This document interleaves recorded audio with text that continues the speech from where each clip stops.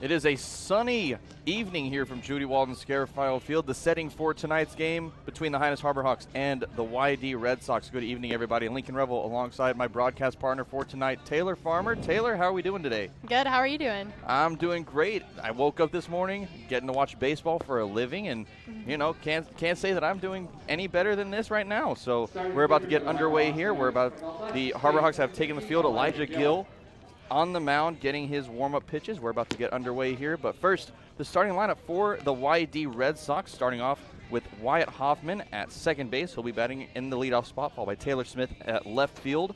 Brooks Lee at short in the 3-hole, followed by Cody Huff, the catcher. He'll be followed up by Chase Luttrell in right field. Drew Bowser, the first baseman, in the 6-hole, followed by Zach Liu at third base. Daniel Rivera, the DH, will be in the 8-hole, and Tyler Williams will bring up the rear of the lineup in the 9-hole. He'll be in center field, and Patrick Gallagher will be on the mound for the Red Sox tonight.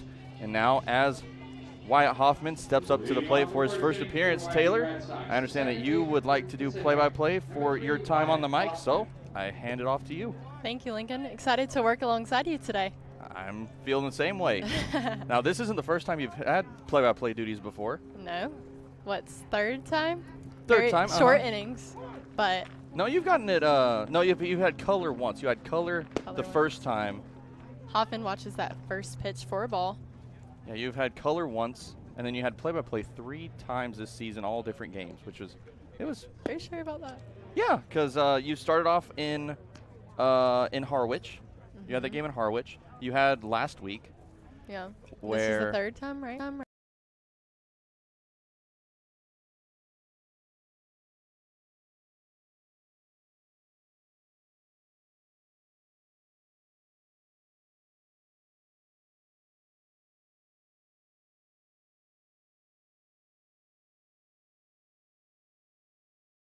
Yes, you're right. It was. We also had players such as Cooper McKeon, Hunter Furtado, Adrian Saravo, just to name a couple.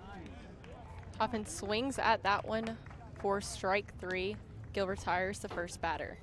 Good start to this game for Elijah Gill, as just powering a fastball past the bat of Hoffman. Hoffman ended up getting underneath that pitch, and a great start to tonight's game for the Harbor-Hawks. The next batter for YD, the left fielder. And a really good strikeout, getting Hoffman out for that first out. He did have 4 base hits last night, so a good start there. Smith in the batter's box now, watches that first pitch for strike 1.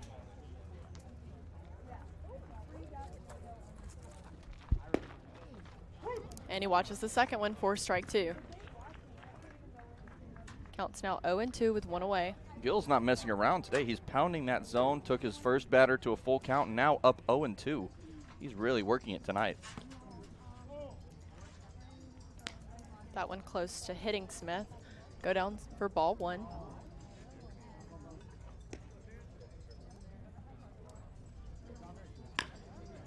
Gill gets a hold of that one over to Trent Taylor. He'll toss it over to Harris at first, and Smith is out for out 2. Good put out there for that right side of the infield. Trent Taylor, who we've seen in the infield and outfield, he's gotten some experience over at center field as well. He's really done a great job of adapting to just both sides of the field at this league, and just a great second out overall.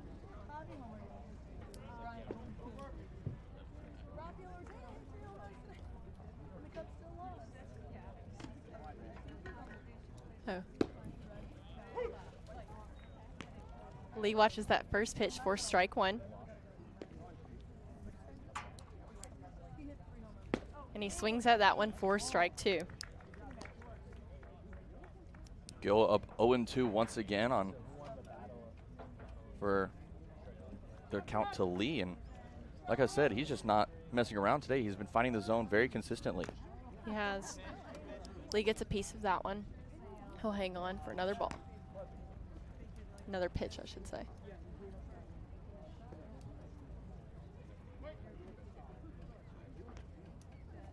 Gill fires in. Lee gets hold of that one. Passed ball for a base hit. Just perfect placement there on that ground ball. It almost went to ball, and he almost got a glove on it, but unfortunately he just got over there a little bit too late, and the ball ended up going right underneath his glove. And a good single for Brooksley with 2 away. Huff will step up to the plate now with a runner on first. 2 away here.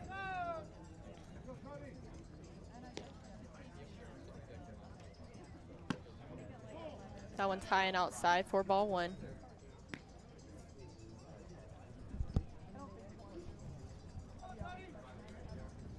Gill in his last appearance against the Cotuit Kettleers, 5 2/3 innings on his line as he started that game. Had a great outing. He allowed all 5 runs off of 6 hits. Only 3 of them were earned. He walked 3 and also fanned 2 during that outing. His pitch there finds the outside corner. He's now down in the count 2-0. Fired back to first, but Lee will get back safe.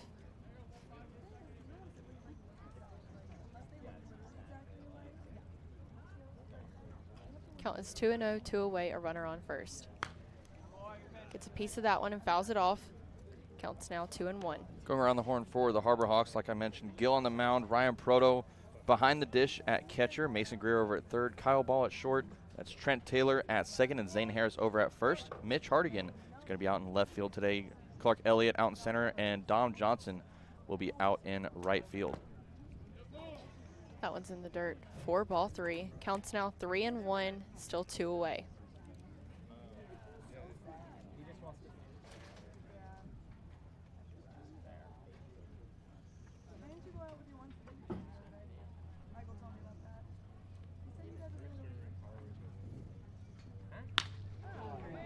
Huff gets a hold of that one into center field. It'll take a hop. Clark Elliott will toss it in. We now have runners on first and second. Yeah, in last night's game, the Red Sox were pounding base hits up that middle part of the infield. And really, their bats just never quieted down last night. They had a couple of innings where they didn't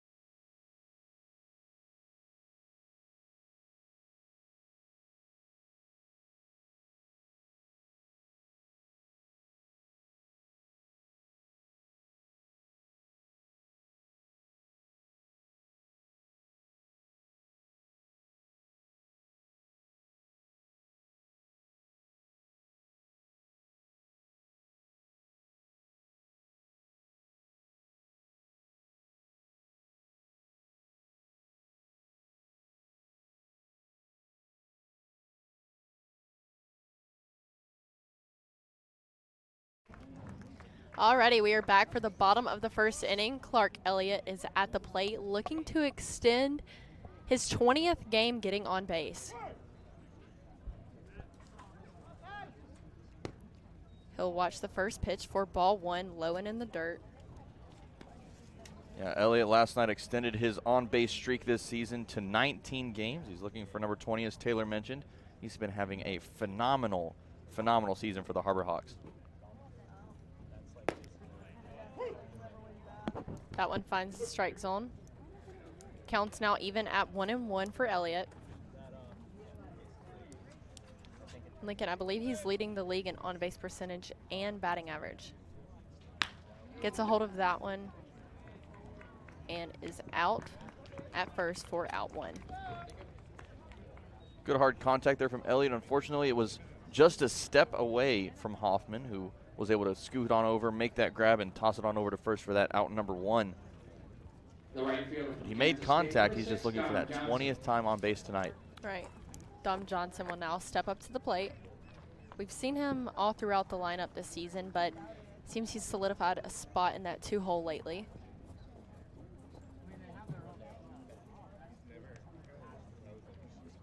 We'll go ahead and go through that full Harbor Hawks lineup after this pitch.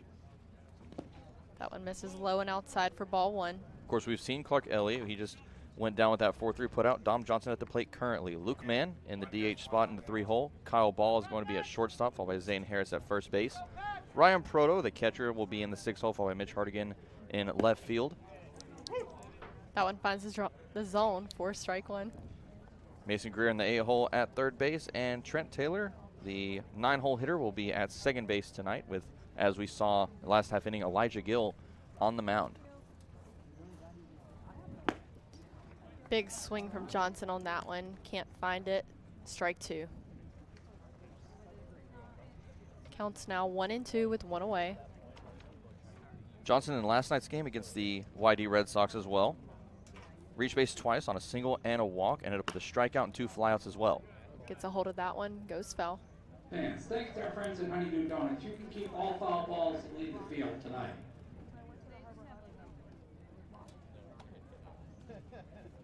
Johnson will step back in the batter's box. Count is now 1-2.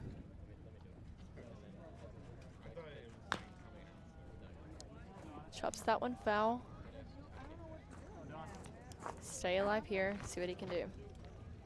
Johnson, the finance major, started at Oklahoma State, but he's going to be transferring to Kansas State.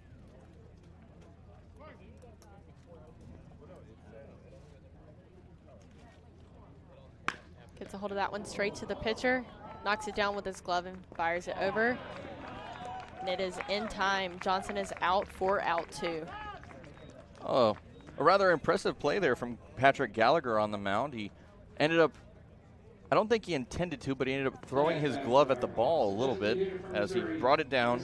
Ball made contact with it, and his glove ended up going off and the ball with it. He was able to come up with it as he ran off the mound. He slipped a little bit, but he was able to make that throw, and a good dig from Bowser over at first for out number 2. A great play overall. Right. I'm a little surprised that he was able to get it over in time with the speed that Johnson has. Yeah, Johnson, one of the fastest players on the Harbor Hawks squad, along with, of course, we've seen Clark Elliott also with some incredible speed, and Mitch Hardigan as well. Luke Mann's been a power hitter lately. He'll step up to the plate with 2 away.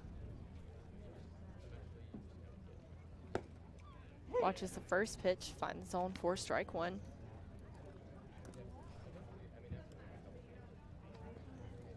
Mann leading the team in home runs and RBI. He has 4 home runs and 24 RBI this season.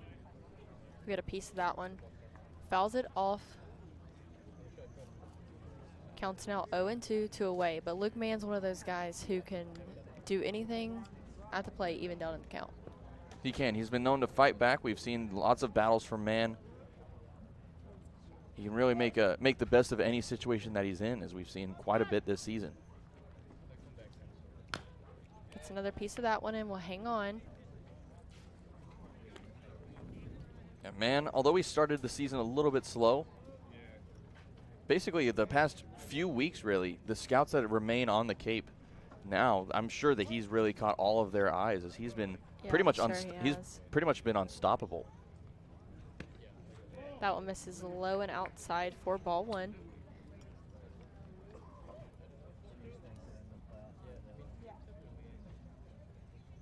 Step back in, swing the bat around, and await the pitch. Man from Missouri, batting .283 on the season so far. He will swing at that one for strike 3 and out 3. Before we head to the second, I caught up with Trent Taylor before today's game. Let's take a look at that interview. Trent, you were swinging the bat well in BP today. How do you plan to carry those swings over into the game tonight? Well, you know, it's all about just pitch selection and stuff like that. I've been more into selecting more of like an off-speed approach because I've been a little early on stuff. So I've been carrying over what I worked out at UCF and just bringing that into the game today. Now, you've played outfield and infield for the Harbor Hawks this summer. What's it take to be a successful utility player at this level? That's actually a tough question. I guess it's just more of just getting work in at every spot. I mean, everything's different, so the more you get at each spot, the more you learn. And a loss to Whitey last night, but you guys will get a rematch tonight here at home. What do you plan to do differently to get back in the win column? You know, I think it's just more of this kind of goes back to the same thing, like a selective approach. I mean, they seem to more have an off-speed approach to a lot of guys. So I think just more selection at the plate, I think, will help us. And I know our pitchers, they got a stern talking to the other night. So we'll see how that carries over. But I think we're going to be pretty good. Awesome, and good luck tonight. Appreciate it. Here at McKeon Park, alongside Trent Taylor, I'm Taylor Farmer, Harbor Hawks Baseball Network.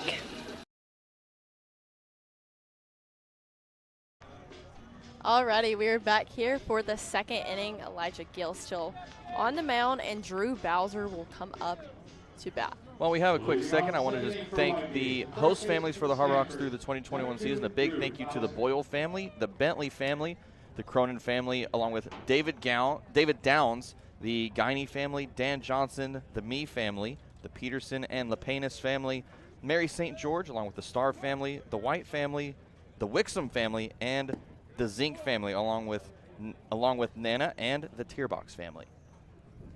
Awesome.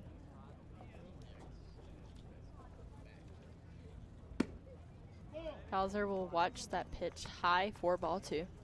Due up in this inning for the Red Sox is going to be Drew Bowser, Zach Liu, and Daniel Rivera. Bowser in last night's game reached base twice on a single and a fielder's choice. Also struck out twice and had a ground out in that game as well.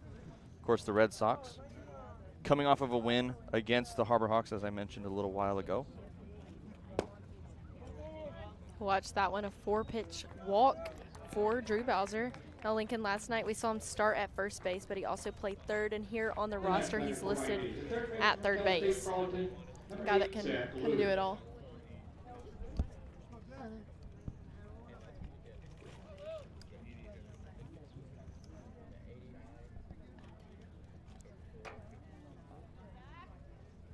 Zach Liu will step up to the plate with a runner on first. He watches that one for ball 1.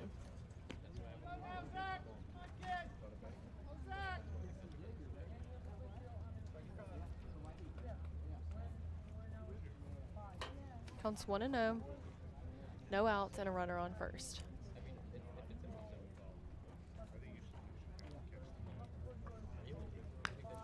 Lou swings at that one, gets a piece of it, and fouls it off straight behind. Evens the count out at 1-1.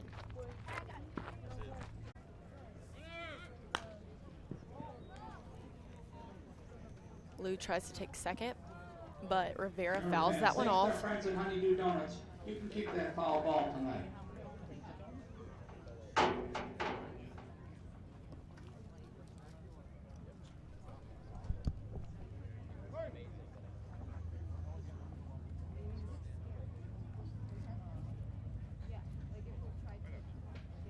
Rivera watches that one high and outside for ball 1, evens the count out now 1-1.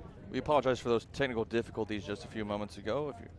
If you're just now joining us, of course, the Red Sox once again now leading 1-0 after Bowser ended up reaching third on a pickoff move gone awry, and then Zach Liu ended up knocking in Bowser from third on an RBI single, and that's where we stand right now with Daniel Rivera at the plate. Rivera's count now at 1-2, no outs and a runner on first.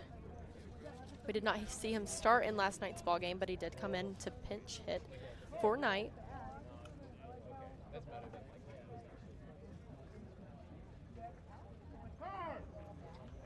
Elijah Gill calls Proto to the mound to have a little discussion. Seems they're a little off page, looking to get back right. Rivera at the plate from New Britain, Connecticut. Redshirt freshman at Southern New Hampshire University at 5'10", 170 pounds.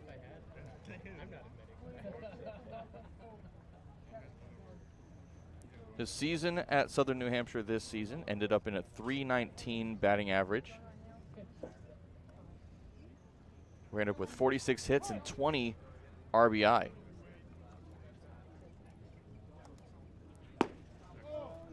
Watches that pitch high for ball 2. Counts even now at 2-2.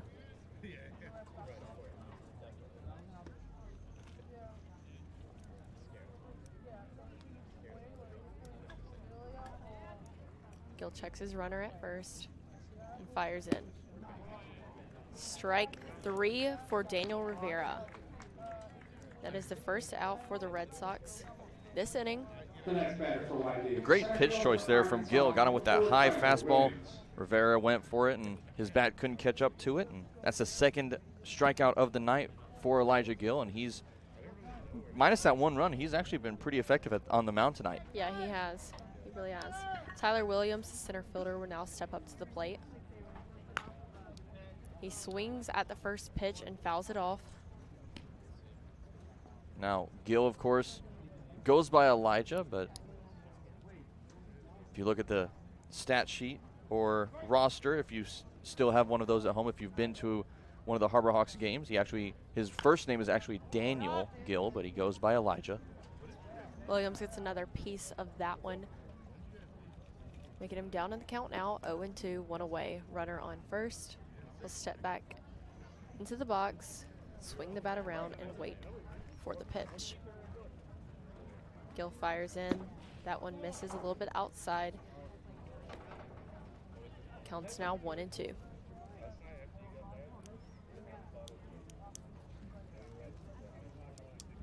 You know, Taylor, after a bit of a hot spell here in Barnstable, the past couple of nights have really been quite pleasant. It's 72 degrees right now. They have. Feels much better, but it gets pretty cold here at night still. Williams gets a piece of that one. Cowball makes an impressive play, sends it to Taylor. Taylor sends it over to Harris, who's unable to make the play there, but they do get the runner out at second. So Williams will be on first with a fielder's choice. Yeah, we saw a fantastic play from Ball in last night's game. Of course, that highlight is actually on the Harbor Hawks Instagram page. So if you have us on Instagram, be sure to go and check that out. But he made a fantastic SportsCenter worthy play, in my opinion, last night, making another impressive play there on a little bit of a backhand flip up to second where Taylor was waiting for it. And they couldn't get the double play, but hey, that one out that they got was a very impressive out and a much needed second out in this inning. Yeah, Cowball's really good defensively. Even a couple of the pitchers on the broadcast last time were talking about how reliable he is behind them and how much they like him playing at shortstop. Yeah, the infield and outfield overall in general is really just a very solid defense, and it's very relaxing as a pitcher knowing that you have such a solid defense and you don't have to try to blow balls past hitters, which, as we know at this level, quite challenging. Right. Counts now 1-1, 2 away. Still a runner on first with Williams. Wyatt Hoffman at the plate.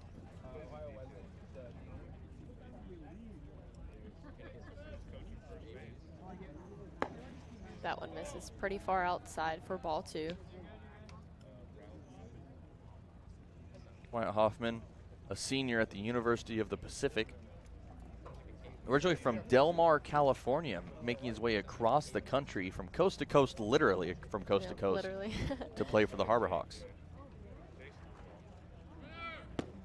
That one misses inside. Proto throws down to Taylor at second with Williams stilling. Smith at the plate now. Gets a piece of that one over to Harris. Harris will make the play himself. And Smith is out at first for out 3. We'll take a short break before we head to the bottom of the second inning.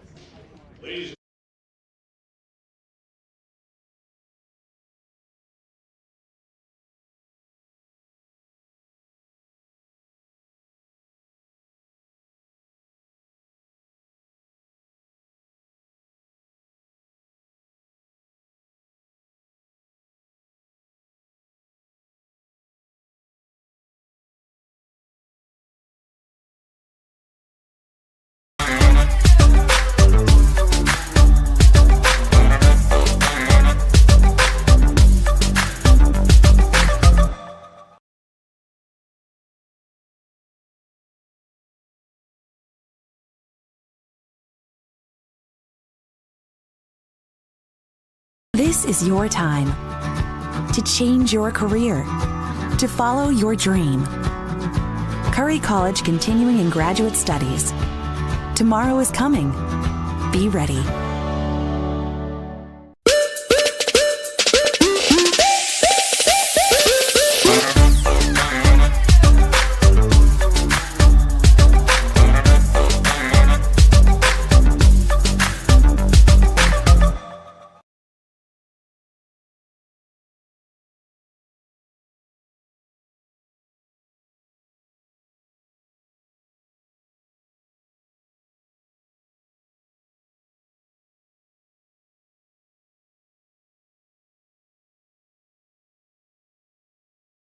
Back here for the bottom of the second inning, and leading us off here in the 4-hole is Kyle Ball. Lincoln, we haven't seen him in the cleanup spot yet, but he's been an integral part of this lineup so far this season. Last night we saw him in that 5-hole spot. He ended up 1 for 4 with a single, 2 groundouts, and a strikeout to his name in that 12-2 loss against the Red Sox. He watches the first pitch for strike 1. He'll watch the second for ball 1. Counts now even at 1-1.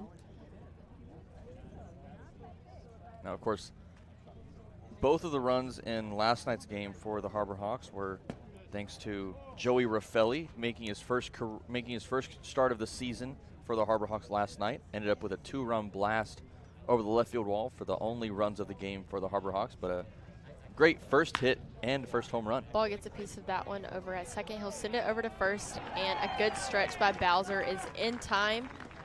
Kyle Ball is out, 4 out 1.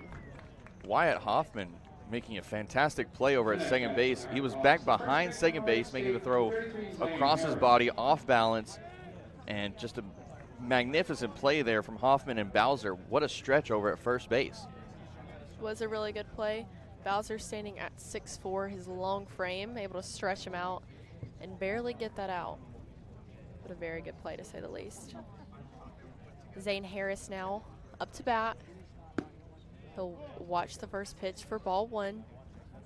That one misses a little bit low. Now Pat Gallagher, 6 foot, 196 pounds, from Leominster, Mass. Harris fouls that one off. Remember, fans, thanks to our friends at Honeydew Donuts, you can keep that. During the 2020 season for the Yukon Huskies, Gallagher ended 5-2 in 14 appearances. He started 10 of those appearances, had 52 and a 2/3 innings with 61 strikeouts. Big swing from Harris. Will miss for strike 2.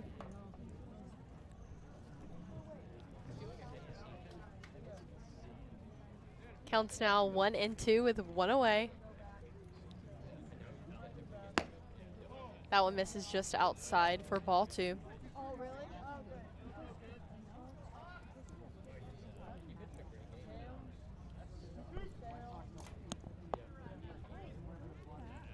Counts now 2-2, 1 away. Harris awaits the pitch here from Gallagher.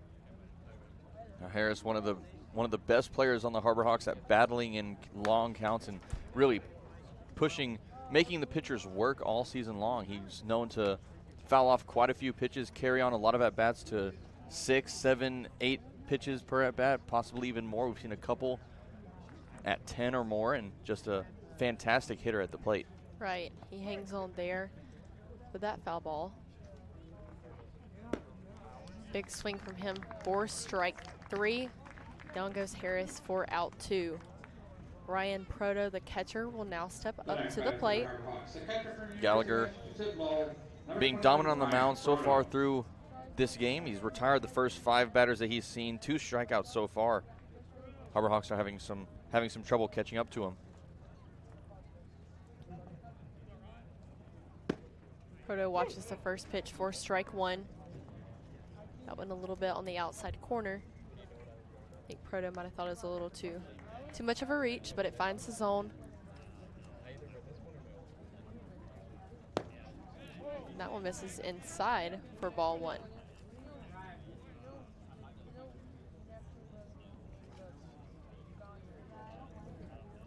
Counts 1-1, 2 away. Proto at the plate. Wants to swing on that one, but he waits, and it is ball 2. Now, Proto, last night's game, he was supposed to make a start last night's game, but with the last-second substitution, Revill ended up making his first start of the season, as I mentioned earlier. Proto, of course, back in the starting lineup. Right, he'll get a piece of that one and fouls it off. Counts 2-2 with 2 away. Need him to get on base here with Mitch Hardigan on deck.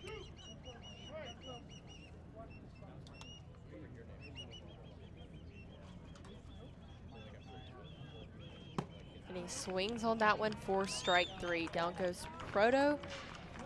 And we will take a break before we head to the 3rd inning, and I will pass my responsibilities off to Natan.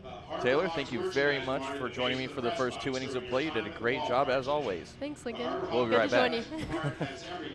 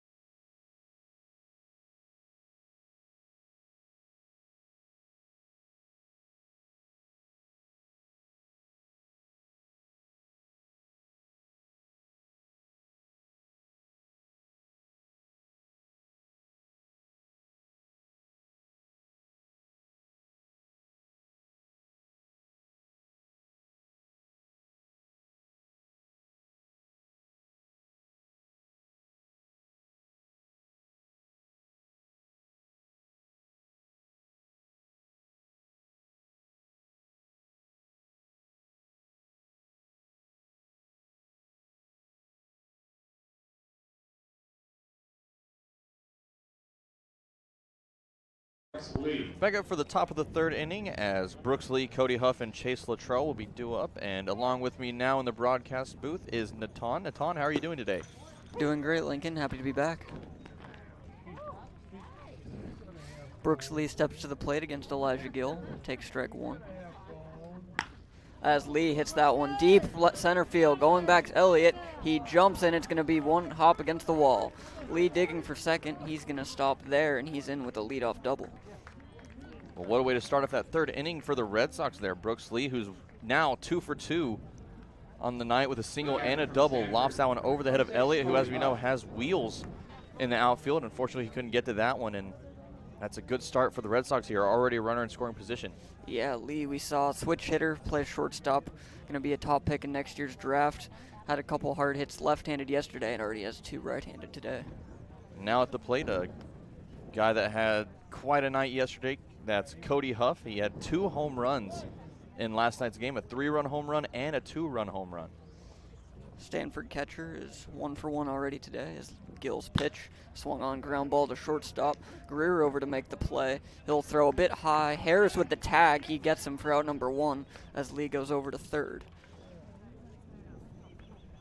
Yeah, Good play overall. Good stop from Greer. The throw over was a little bit high, like you said, and Harris doing a good job coming up with the ball and then able to spin around and tag Huff as he was on his way back to first. Chase Luttrell, the right fielder from Long Beach State, steps to the plate as he takes a breaking ball on the outside corner for strike one.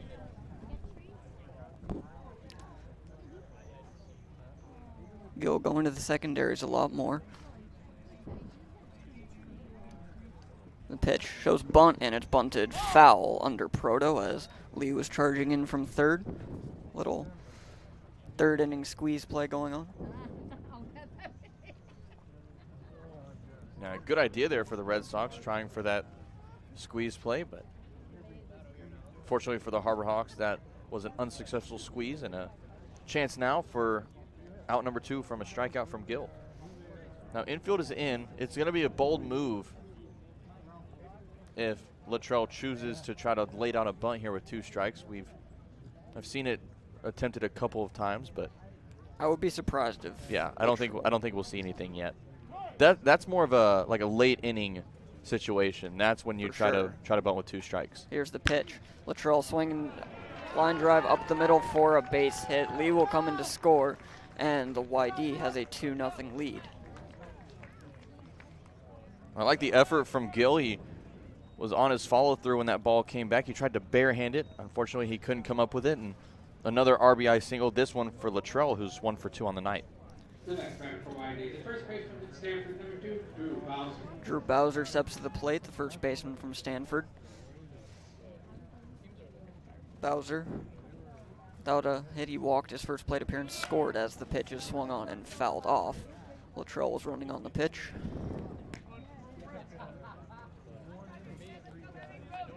Bowser, big presence at 6'4", 220, but has a little bit of a contact swing. If you're familiar with Jose Altuve's, the way his feet kind of cross together in his swing, Bowser has a very similar approach at the plate.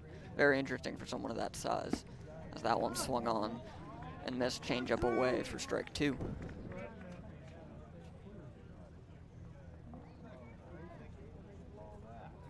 Changeup's been the best pitch for Gill so far, as he's gone that to both righties and lefties with authority. The pitch. Another changeup outside, taken for ball 1. He's been trying to find that outside part of the plate, and he's having some trouble here recently, but he's been able to find it a couple of times. Gill from the stretch, Luttrell off first. The 1-2 to Bowser. Taken, strike 3. Fastball at the knees, and that'll be out number 2. Yeah, fantastic looking strikeout from Gill. Strikeout number 3 for him on the night, and Bowser knew it was strike 3. As soon as that pitch came across, he dropped his bat and started heading back to the dugout. A fantastic out number 2. Much needed out number 2 as Zach Liu steps to the plate. Third baseman. Liu, of course, 1 for 1. He had that RBI single in the second inning that started off the scoring for the Red Sox as a balk is called. Yep. Gill, a little bit unhappy with that as he talks to the umpire standing right behind him. He didn't see anything, but he did flinch. Gill in less than 3 innings, already north of 50 pitches. He's at 53 right now as the 54th comes in. Breaking ball for strike 1. 54, a little bit higher than you would like at this point in the game, but they're 2 2/3. I'd say not the worst. Yeah. Could be better, but Harbor Hawks only trailing 2-0. As here's the pitch. Luttrell running, and he will make it to third without a throw as ball 1. No throw from Proto as he got up from behind the plate to make a throw, but Liu was a bit in the way, and Luttrell was already at third. I don't think Luttrell could have gotten a much better jump than he did. He was off as soon as he could, and of course no throw from Proto, who saw the wheels coming in from Luttrell. As ball 2 misses high from Gill, and it's a 2-1 count to Zach Liu.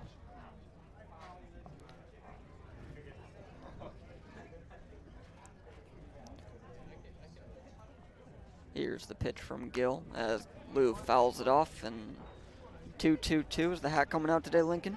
No. The past couple of games, I've had it retired for the past few games. It seems to be working whenever I don't bring it out. So I've decided to just go the rest of the season without bringing it out.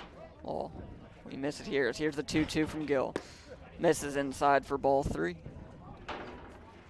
And another thing, I wouldn't go for it in this situation because the hat only comes out when the Harbor Hawks are at the plate.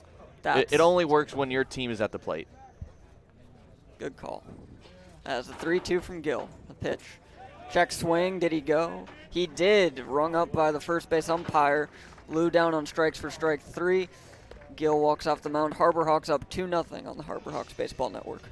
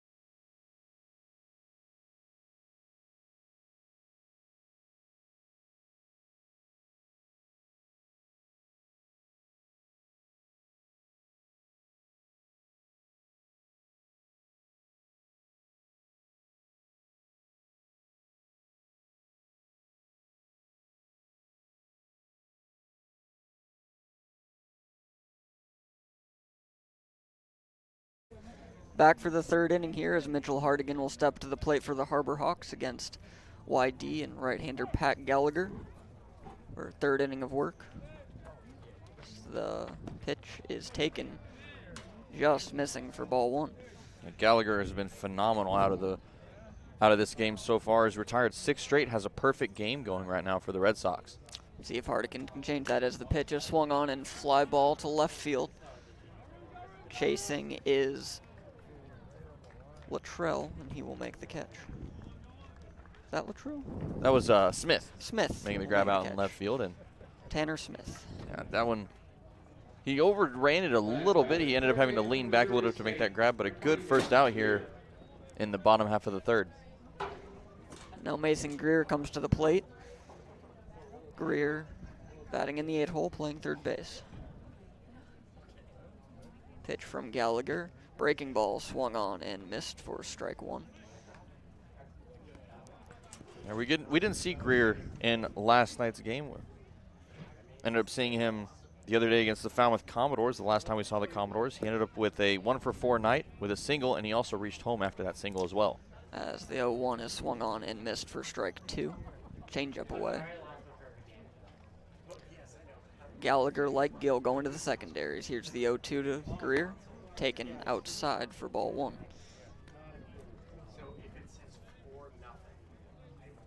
Gallagher, one of the many Yukon players, semi-local. Here's one stayed away, as here's the 1-2 pitch to Greer. It's taken on the outside corner for strike 3 as Greer's down looking. Fastball that just landed right on that outside corner. A great pitch there from Gallagher, and a great, now 4th strikeout. The second base for Central Florida, number 8, Trent Taylor.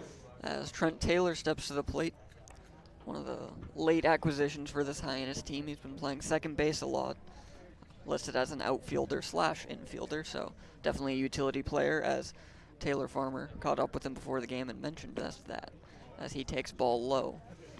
Yeah, be sure to check out that interview from our sideline reporter Taylor Farmer, who turned into a broadcaster for tonight's game. She did play-by-play for the first 2 innings. If you missed that, be sure to check out our YouTube page for both of those videos. Fantastic job as Taylor takes ball 2 upstairs. Trent Taylor listed as a utility player at UCF. As the 2-0 is taken for strike 1. We have seen Taylor in both the infield and outfield. His very first appearance actually for the Harbor Hawks was out in center field as he came in to replace Clark Elliott late in his first appearance. As he takes one right down the middle for strike 2, and we have a 2-2-2. Lincoln's hat obviously retired for the remainder of the season, as we remember, but see if Taylor can do anything here. Here's the pitch from Gallagher, taken high for ball 3. And that's why it's retired. That's why it's retired. Well, we'll have a 3-2, 2-out pitch here to Trent Taylor, who's definitely one of the faster players on the team, up there with Clark Elliott, Caden Rose, Dom Johnson. As 3-2 is swung on, little bloop out to left, and that's going to be a base hit for Taylor. Takes a wide turnaround second, tempted to go to right turnaround first, attempted to go to second, but we'll stop at first for a 2-out single. Well, the perfect game is over. Good job there from Trent Taylor, keeping this inning going with the first hit of the game for the Harbor Hawks. And now we're back to the top of the lineup with a few players that can do some damage with Elliott, Johnson, and Mann, and really Ball in the first 4 spots. Yeah, Elliott's been the hottest hitter for Hyannis basically the entire season. He's the guy you want up at the plate, and we'll be watching Taylor see if he runs here, as we mentioned. Yeah, Elliott leading the team in batting average at .342. That's also up with the leaders in the Cape Cod League. He's also got the highest on-base percentage on the team at .464, so he's been finding base almost half the time he's been at the plate. Just a phenomenal season for him. Very impressive from the Michigan outfielder as he takes a slider for ball 1. You know, he's played almost 10 games less than the player on the Harbor Hawks with the most appearances, which is Kyle Ball at 30. Elliott only playing in 21. That's not all dissimilar as he takes ball 2 high above the letters. That's not too dissimilar when you take into account off days, just general off days for players, injuries happen. Well, yeah, no, so yeah, of course. Qualified for the batting title. Yeah, at of this course, point, yeah.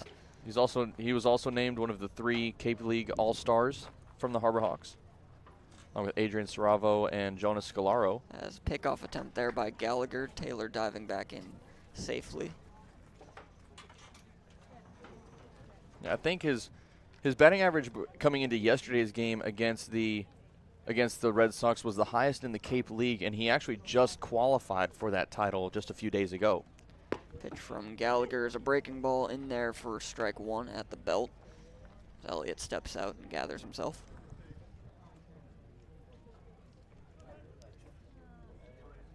That .342 average, almost as impressive as that on-base percentage, which, as you said, is close to .500. As Taylor goes, pitch from Gallagher, misses high, throw down to second, in time to get him. Huff with a dart down to second base, and Taylor will be out on the base paths. And that'll be out number 3. We head to the 4th inning on the Harbor Hawks Baseball Network.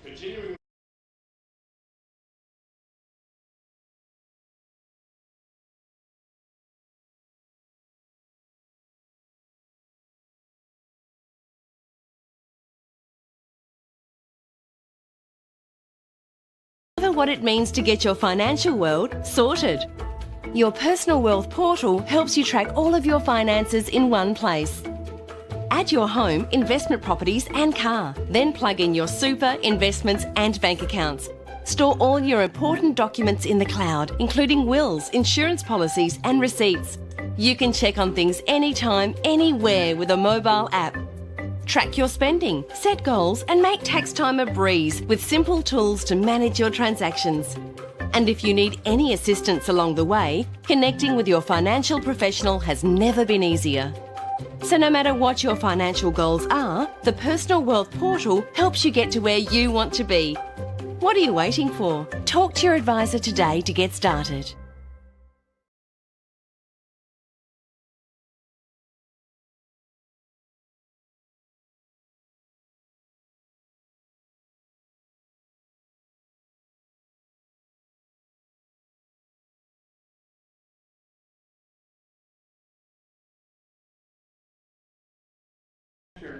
And we're back for the 4th inning as Elijah Gill goes back to the mound.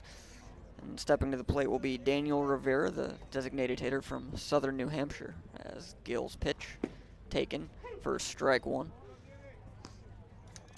Now, like you said, Southern New Hampshire University, up until a couple days ago, actually, I didn't know that Southern New Hampshire had an in-person option.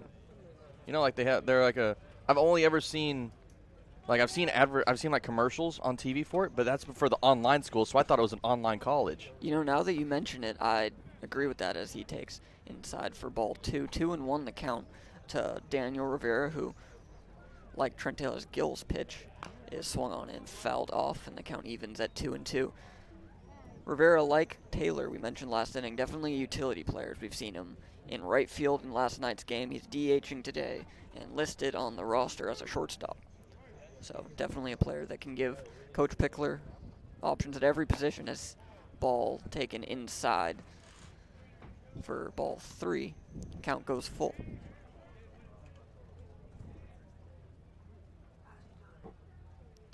Gill working quickly. Here's the pitch. Breaking ball swung on and lined into left field. There's a base hit for Rivera. Hardigan gets it in, and leadoff runner is aboard for YD. Yeah, Rivera got all over that breaking ball there from Gill, lofting it over the heads of Greer and Ball, right in between the two. And just a great opening base hit there for the Red Sox, that is, here in the 4th. Tyler Williams steps to the plate as he gets the sign from the third base coach. Center fielder from Arkansas. We have a couple of Arkansas players on the team. Marc as Williams swings and misses at that pitch on the outside corner at 87 miles an hour.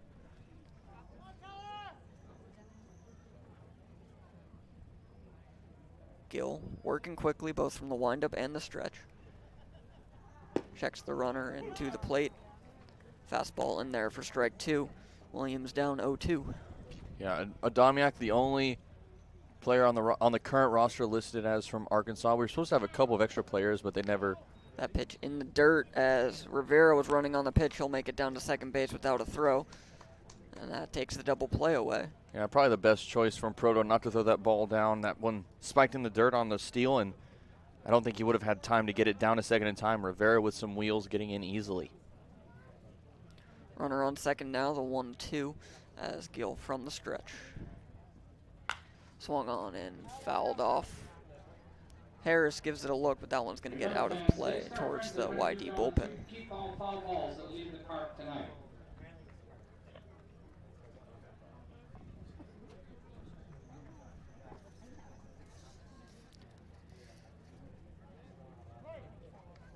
Williams hitting just 108 on the season, 24 games, as the pitch from Gill swung on and lined down the left field line this time towards the Harbor Hawk bullpen for foul as well. So another good at-bat from the YD Red Sox as they continue to make Daniel Gill work here in the 4th inning. And we'll do it over again, the 1-2. Gill from the stretch. Swung on and missed as Williams, the late swing on that changeup, had him fooled, and he's down swinging for out number 1. Yeah, another beautiful breaking ball there from Gill, and he's just showing how elusive he can be on the mound. That's his 5th strikeout of the night, and he's doing a great job on the mound so far. Wyatt Hoffman steps to the plate. Yeah, Gill doesn't really blow anyone away with the fastball. Only touches around 90 miles an hour, but he works with that changeup and that slider to get a lot of swinging strikes as the pitch to Hoffman is taken on the inside corner for strike 1. Hoffman, as mentioned before, is the son of Hall of Fame closer Trevor Hoffman. He's been the leadoff hitter for YD, playing second base for the majority of their season. Coming out here from the University of Pacific, as the pitch from Gill is taken, and that hit him, according to home plate umpire. And Levante Palmer behind the plate saying that one barely brushed his jersey. It might have come a little close, probably touching just a little bit of fabric, but unfortunately it was a little too far inside. Definitely did not hit him square, but maybe rub the jersey a little bit. That's the one you love to take as a hitter. as Tanner Smith, left fielder, will step to the plate. The Oregon outfielder is hitting as he takes strike at the knees. 78 miles an hour, the breaking ball from Gill. Lefty on lefty, 1 out, runners on first and second. Brooks Lee standing on deck. You do not want to face him. As Smith hits that one down the left field line, that's going to get into the corner. Rivera's around to score. Hoffman's chugging along. He's right behind him. It's going to be a 2-run double for Tanner Smith, and YD has doubled their lead. It's now 4-0. Yeah, that ball placed perfectly down that third base side, landing just inside the foul line. And then as soon as it bounced, it took a skip over the foul line into foul territory and went right into the corner, the furthest spot for Hardigan to get to. And unfortunately, there were just multiple runners in scoring position, and all of them came home on that 2 RBI double there for Smith, his first 2 RBIs of the night. Brooks Lee steps to the plate, the shortstop. As mentioned, 2 hits on the day. Cal Poly. He steps in to face Gill with runner on second now. Just 1 out. As a breaking ball taken, just missing the outside corner, ball 1. Smith now on second. Switch hitting Lee, batting from the right side. Here's the pitch from Gill. So that's swung on. Hit deep down the right field line, but that will get foul into the trees. It was interesting. I was noticing watching Lee take batting practice before the game today. No, obviously a switch hitter. Bats left-handed against right-handed pitching, right-handed against left-handed pitching. The BP coach for YD was pitching right-handed, but obviously facing a lefty in Gill tonight was hitting right-handed in batting practice. That one's fouled straight back. Yeah, you don't. I guess the switch hitter, I don't know, you don't see it too often, I won't say, but you do see it every once in a while. It feels like something it's losing a bit of meaning. Yeah, Again, it is a little bit. There's less and less of them as Gill's pitch is taken outside, and the count evens at 2-2. You know, I'm trying to think of some notable switch hitters that are in the MLB right now. Sin-Soo Choo comes to mind. If I remember correctly, at least he used to be a switch hitter. I don't know if he is now. Don't know. I believe he's playing in Korea. Now the long-time Rangers, as he takes a changeup, just missing the outside corner, and count goes full to Brooks Lee. You're right. Sin-Soo Choo is playing in Korea right now. He's playing in the Korean League. Fantastic career for Choo. Very underrated player for the Reds and Rangers. As that one's taken inside corner, strike 3. Gill gets Lee looking, and that's a big second out there for Elijah Gill as he looks to get out of this inning without any further damage. Strikeout number 6 for Gill on the night. A beautiful pitch on the inside corner. Of course, Lee thought it was a little too far inside, but home plate umpire Palmer decided to call that one as it touched a little bit of the black corner of the plate. Real quick before, notice there's a breaking ball in there for strike 1 to Cody Huff. Be remiss if I did not mention the Mariners' second-round draft pick this past year is Edwin Arroyo from Puerto Rico. He is a two-way player. He's a switch hitter. He pitches left-handed, plays defense right-handed. As Huff lines that one to center, Elliott is under it. He'll make the catch for out number 3. That'll end the inning. YD gets 2 more. They double their lead. It's now 4-0 on a 2-run double from Tanner Smith as we head to the bottom of the inning on the Harbor Hawks Baseball Network.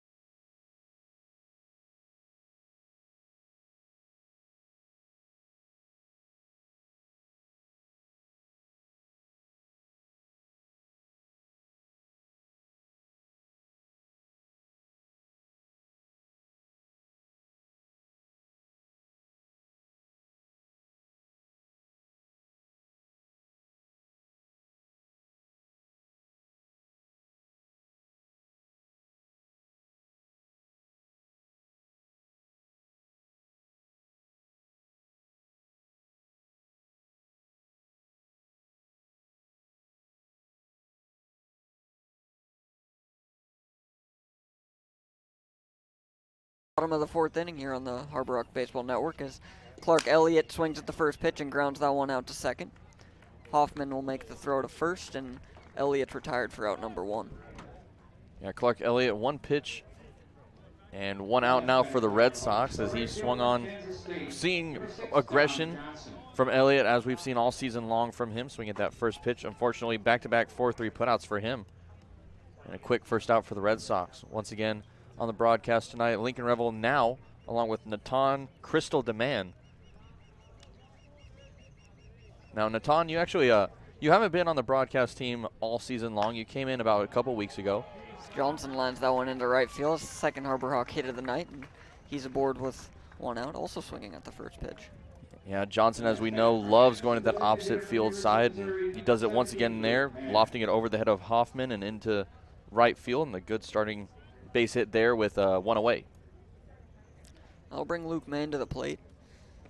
But yeah, like I was saying, you didn't start on the broadcast team. You started out as a game day intern. Did not. I started as a game day intern. I moved a little bit to the writing team, did some writing there, and took over for Harrison Meyers, the producer up here. Kind of a utility player in a way yourself. Very true. As Mann hits that one deep right field. Going back is Luttrell. That one is gone. 2-run home run for Luke Mann. And that'll cut the lead in half. Harbor Hawks get the 2 back. It's 4-2.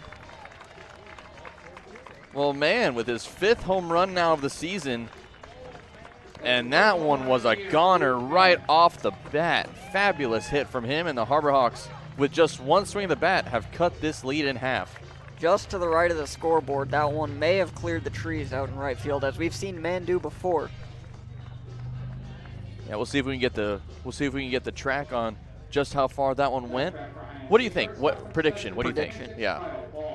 Based on what you saw. 397. 397. All right. The fence over there down the right field side. Greek's pole, of course, the foul pole down there. It's 321 down that right field side. 318 over to left and 390 to dead center. Kyle Ball steps to the plate now, tries to keep the rally going for the Harbor Hawks against Patrick Gallagher. As he swings and fouls that one off to even the count at 1-1. Now, Natan, was that your first ever home run call? That was my first ever home run call. Fantastic job, my man. High five. Give me some. Yeah. Good job. Gallagher to work now on Ball. Here's the pitch. Breaking ball, line short. What a play by Lee. He gets up, he spins, he throws to first, and Lee retires his counterpart Ball for out number 2. Wow. As Kyle Ball gets a little bit of taste of his own medicine there. Fantastic defensive shortstop is robbed by Lee. Yeah, Brooks Lee coming in clutch there. That one, we've seen just how bad, we've seen some very bad hops from McKeon Park this season. That one, almost another one, taking a toll on Lee, but he was able to come up with that one, reach his glove up at the last second, and pick that one out of the air. Fantastic play. Zane Harris now to the plate as Gallagher comes home and taken low for ball 1. Go ahead. Yeah, I was just going to say Gallagher majoring in allied health at UConn. Here's the pitch. Fouled straight back from Harris. Even the count at 1-1. Gallagher, like Gill, relying more on those secondaries. Fastball similar to Gill, around 89-90. Also throwing a slider and a changeup. In the low 3/4 arm slot. Gets lots of vertical movement. Here's the pitch, swung on and grounded over to first. Bowser over to make the play. Gallagher will cover, and that'll retire the side. Harbor Hawks get 2 back on a 2-run homer by Luke Mann. They trail 4-2 as we head to the 5th inning on the Harbor Hawk Baseball Network. Now, before we go to break, Natan, the 4th inning does come to an end, so I just want to thank you for coming out on the broadcast with me for tonight's game. My pleasure. Happy to be here. Did a fantastic job, but we're going to take a break now on the Harbor Hawks Baseball Network.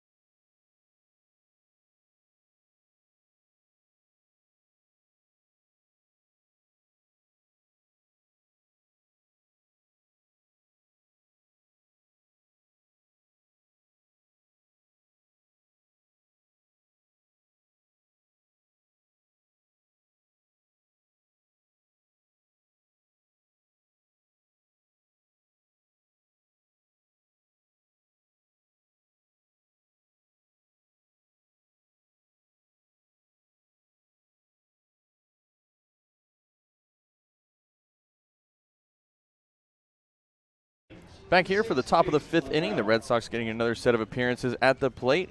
Joining me now for the 5th and 6th innings of tonight's game is our producer, Matt Noah. Matt, how are you doing tonight? Lincoln? Good to be here. Happy to join the intern broadcast game tonight. Now, for the 5th and 6th innings, Matt, you're going to be taking play-by-play duties, so I pass the mic on to you, my friend. That's right. We got a new pitcher, Austin Wallace, and he's facing the leadoff hitter, Chase Luttrell. First pitch is a strike on the inside corner. And now Wallace's stats on the year. The Texas Austin product has a 5.79 ERA through 18 innings pitched with 13 strikeouts and 12 earned runs on the season. The second pitch comes in, and it is also a strike. Early 0-2 count here, Lincoln, to start this 5th inning.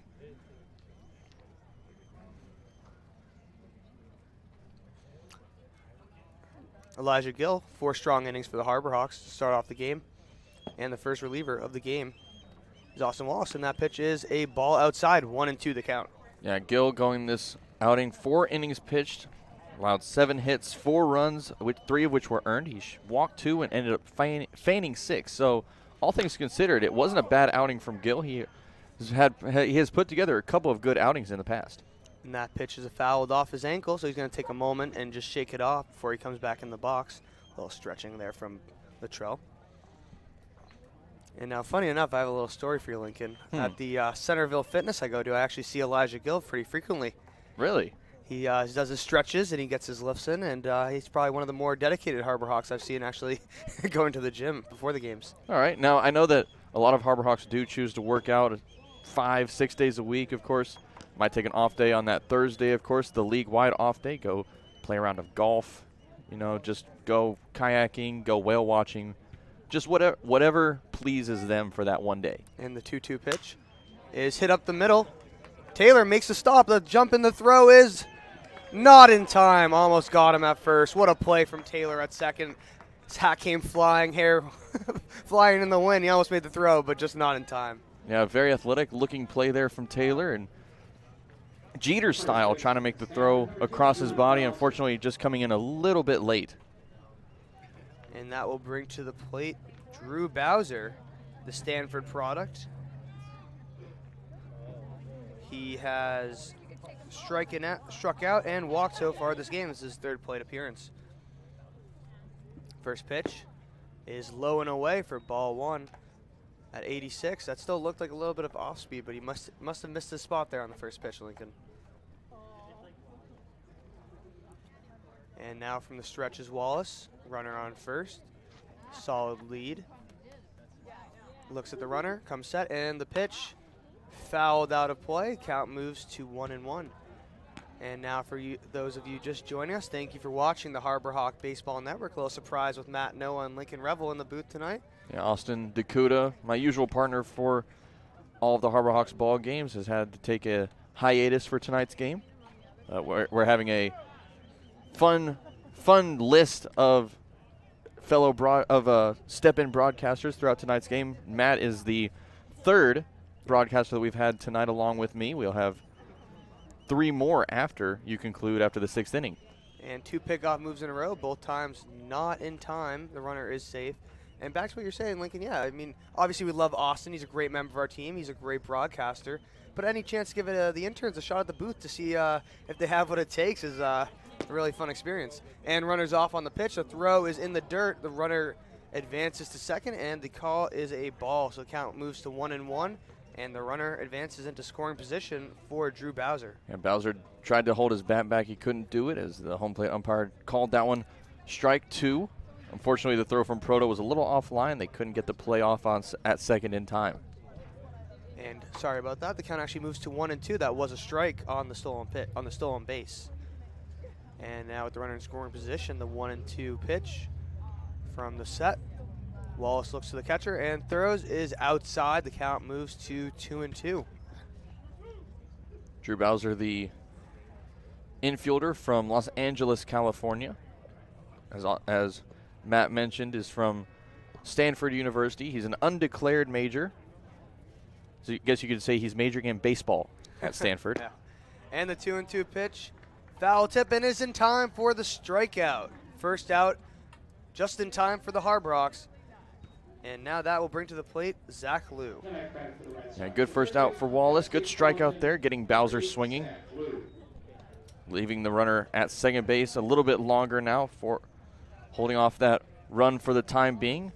Yeah, getting that first out is a large momentum shift for the Harbor Hawks, and hopefully in a good direction. And now Wallace, the first pitch of the at-bat, is a off-speed at 76 miles per hour outside for ball 1.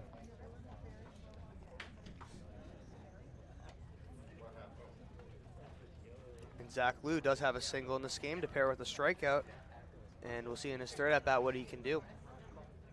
The second pitch of the at-bat, Wallace steps off the mound and checks the runner's lead, who goes back to the base. And now working a little fast, he comes back to a set position here, looks to the catcher, and the pitch is in time for a strike. 1-1 now the count. Now how about this, Matt? Zach Liu at 5'9", 165 pounds. One of his past jobs, he's worked in the past as a deckhand on his uncle's sport fishing boat. Well, if you have the how about that? Why not, right? Get some experience. Yeah, don't be on the water. Don't hear that every day. Also wants to follow in his dad's footsteps and plans to become a firefighter whenever his baseball career ends. And the pitch is low for ball 2. That's pretty cool, Lincoln. You don't hear about that too much. Yeah, no. What did you say you wanted to do? I didn't catch the end there. He wants to follow in his dad's footsteps and become a firefighter, actually. Well, that's a great career, yeah. Maybe he'll be in the MLB or he'll be a firefighter. Either way, he'll be pretty happy. Yeah. And the pitch is inside for ball 3. The count moves to 3-1. And now, Lincoln, let me ask you a question back to this game. What kind of pitch is he looking for if he swings on this 3-1 count? Because you know that's a hitter's count, obviously. Yeah, of course. I'd expect a fastball here on a 3-1 count. You want to find something in the zone. And it was a fastball. And the runner steals, which moves Greer out of position. The ball moves into left field. A single for Liu, and the run will score. And the game score moves to 5-2 Red Sox. Yeah, perfectly executed hit and run there. Runner stole from second, and Liu ended up hitting that one. It would have been a routine play had the runner not stolen third base, as Greer, who would have been in that spot, was on his way to third to cover the throw. Unfortunately, that base hit went right where he would have been, and what would have been a routine out turned into an RBI base hit. Whether lucky or perfectly executed, the Red Sox get another run on the board. The first pitch of the at-bat to Daniel Rivera is a foul ball for strike 1. Rivera DHing for the night. He has a strikeout and a single and did come around to score one of the runs already for the Red Sox. Second pitch of the at-bat. Wallace looks to the runner at first and fires. Strike 2. And now this umpire, you got to give him some credit. His strike call, it's like a uppercut up the middle. He really emphasizes it every time there's a strike. There's no way you can miss it. Yeah, we've seen some interesting strike calls. I like what I'm seeing from this home plate umpire. He's very authoritative from behind the plate. When he calls a strike, everybody knows that it was a strike. And that's what you want from an umpire. No confusion, whether he's right or wrong. You just got to know what he's calling. And the pickoff move is not in time, so he'll be safe back at the bag.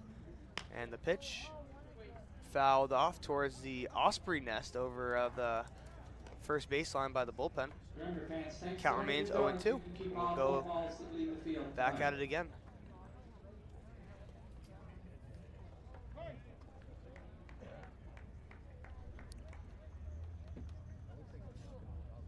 And the pitch just misses the zone up high. 77 off speed for ball 1. Count moves to 1-2. Yeah, almost a perfectly placed breaking ball there. Just unfortunately missing the zone. Might have been a little bit high. And now we'll see if he goes back to that off speed and he checks the runner with the pickoff move. Runner gets back in time. And yeah, with that curveball, sometimes it's bad to have a hanging curveball, but it almost dropped just right into the top of the zone. And the pitch is fouled off. Once again, the count will remain at 1-2. 2 foul balls right there to the same spot towards the forest. And I see a kid got the foul ball who's pretty happy now. He'll go home with a souvenir. And the umpire calls play. Here comes the 1-2 pitch. Another breaking ball fouled off into the backstop behind the plate. And 3 consecutive foul balls, Lincoln, on 3 straight off-speed pitches.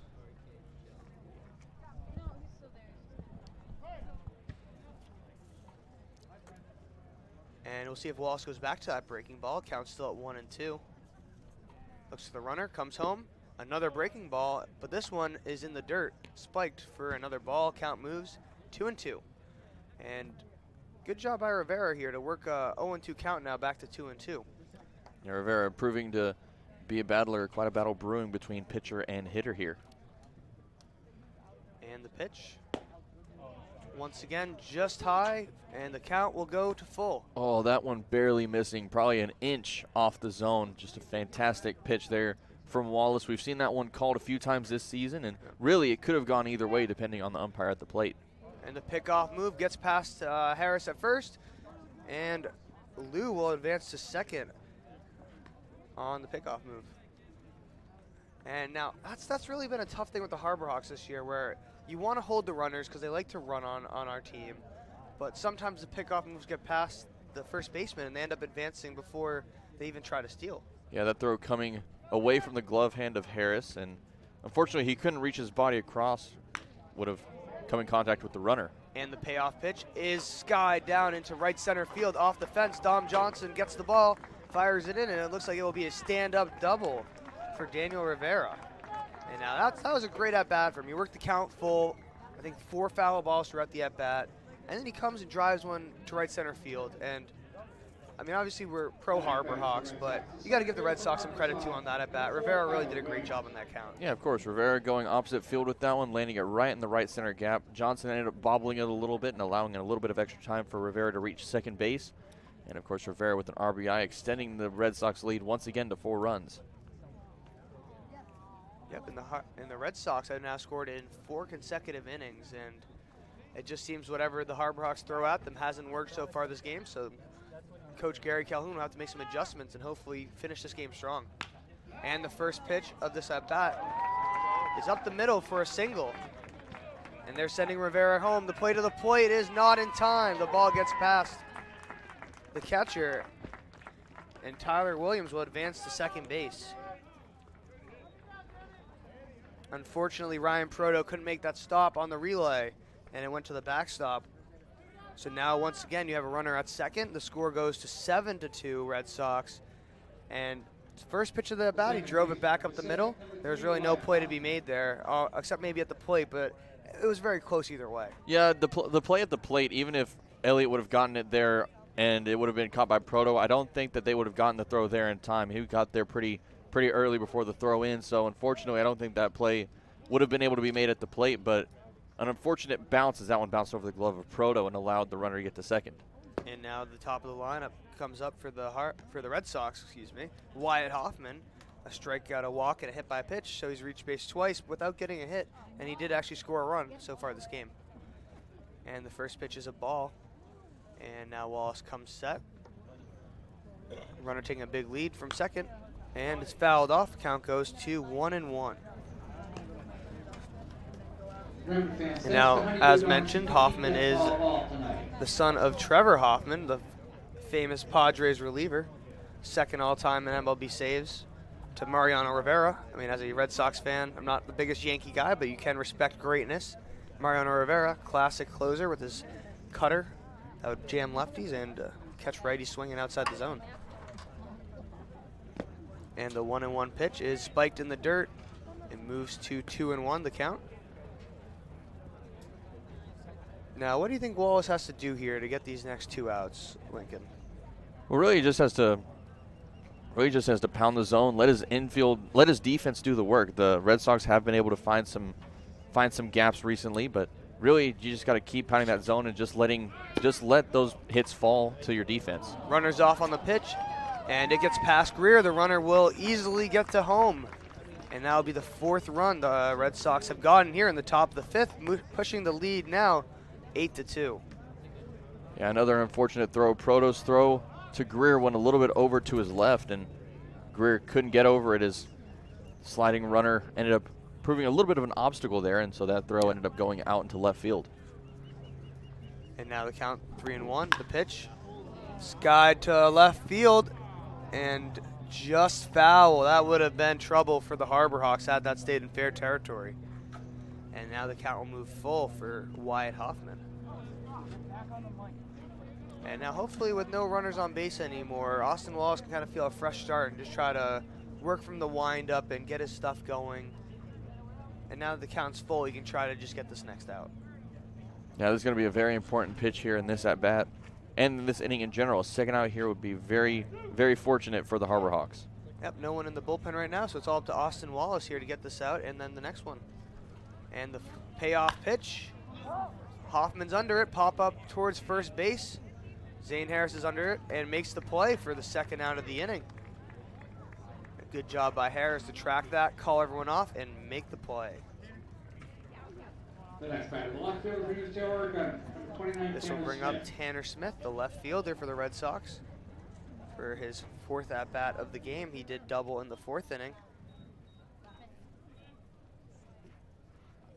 And now with 2 outs, Austin Wallace still on the mound. First pitch of the at-bat is a changeup outside at 82 miles per hour. The count moved to 1-0.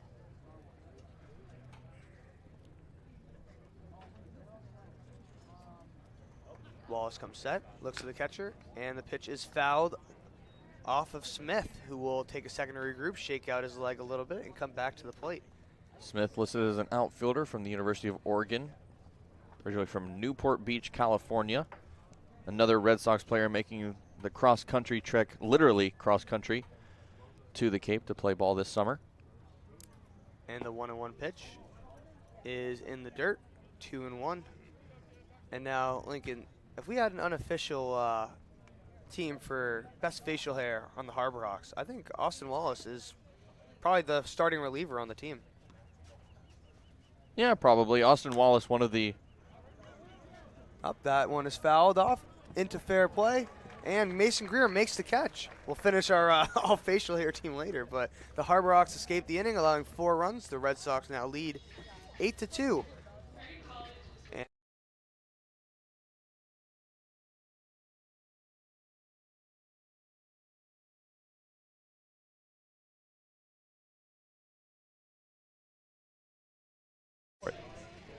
To wrap up the top of the 5th, the Harbor Hawks will come up next inning with Ryan Proto, Mitch Hardigan, and Mason Greer coming up to the plate at the Harbor Hawks Baseball Network.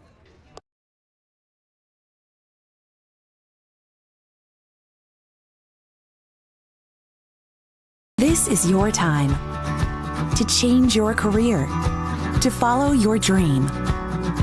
Curry College continuing in graduate studies. Tomorrow is coming. Be ready.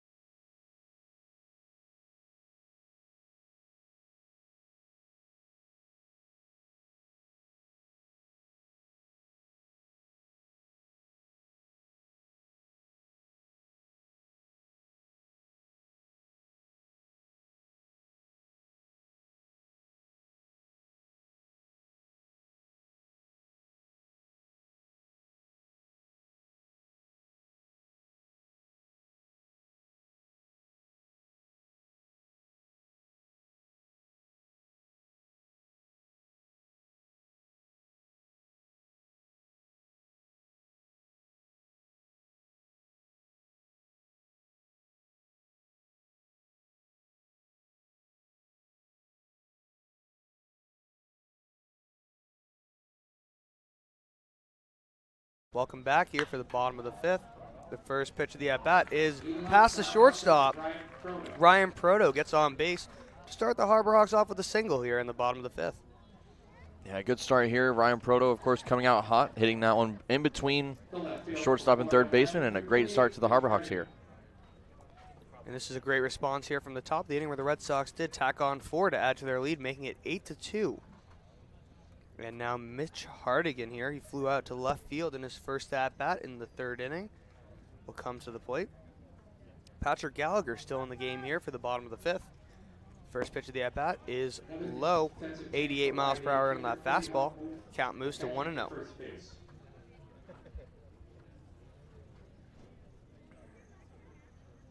Now Gallagher goes to UConn. 4.19 average on ERA on the season. Pick-off move. Runners back in time. And he's pitched 19 1/3 innings on the season with a ratio of 29 strikeouts to 21 hits. Yeah, Gallagher tonight's been very efficient on the mound. 4 full innings pitched, 4 hits, only 2 runs given up, both of which were earned. He hasn't walked a single batter yet, and he's struck out 4 so far. Very effective night for him. Very strong appearance, Lincoln. And Gallagher, we've seen him before. He started the first time we saw the Red Sox when they took a 7-1 win against the HarborHawks. The last time we saw them at McKeon Park, actually. And the 1-1 pitch is in time for strike 2. Now, the field conditions during that game, the first game for the Red Sox, was right. a little bit different than tonight's. That was our July 4th spectacular. It was a lot more. It was a lot. Is it damper or more damp? Damper, I don't know. I don't know what the grammatically correct term is, but it's either damper or more damp. It was wet. It rained just before that game, and both coaches from the HarborHawks and Red Sox had to scramble to get that one ready. And the 1-2 pitches to the shortstop in time to second, and the second baseman spikes the throw to first, but is fielded in time by the new first baseman, Cody Huff, who actually just moved there from catcher this last half inning, and that will bring in Cade Hunter, who will come in as the catcher. And Drew Bowser will be done for the night. Great appearance for him, scoring on his walk in the second inning to give the Red Sox one of their runs. And now with 1 out after that fielder's choice, Mitch Hardigan is on first, and I'll bring up Mason Greer. Greer started off with a little bit of a point of struggle earlier on in the season, but in the past week or two, he's really found his groove at the plate. He's been making contact with the ball, finding gaps, and getting on base any way he can in the past few games. Yeah, hitting coach Travis Poole has been working with him, and it seems to really have been paying off with his approach. Second pitch in the at-bat misses outside. The count moves to 1-1. Hardigan on first. He is pretty speedy. We'll see if he takes off at some point in this at-bat. The pretty solid lead from first. The 1-1 pitch from the stretch. Here comes Gallagher. In the dirt at 84 miles per hour for ball 2. Yeah, Hardigan with that speed. He's only stolen 1 base this season. He's 1 for 1, though. Hasn't been caught stealing as of yet, so we'll see if he can end up with another stolen base here. And the 4th pitch of the at-bat. Gallagher comes set, looks at the runner, back to the catcher, and the windup. It's hit up towards second base. Not the cleanest play, but he makes the out for out number 2. And that was Wyatt Hoffman, who bobbled the ball a little bit in shallow outfield, making the play, but got the throw off in time for the out at first. Mitch Hardigan does move to second base. Yeah, not the cleanest play that we've ever seen, but hey, an out is an out is an out, as I've said multiple times this season, and that was still a good second out for the Red Sox. I have to agree with you there. And that will bring up the number 9 hitter, Trent Taylor.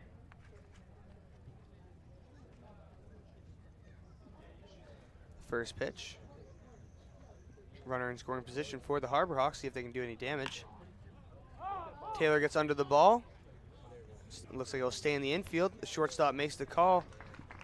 And Brooks Lee does make the catch. And now we will head to the top of the 6th. But before we do that, it looks like we have our sideline reporter, Taylor Farmer, ready for a special report live. Let's send it over to Taylor.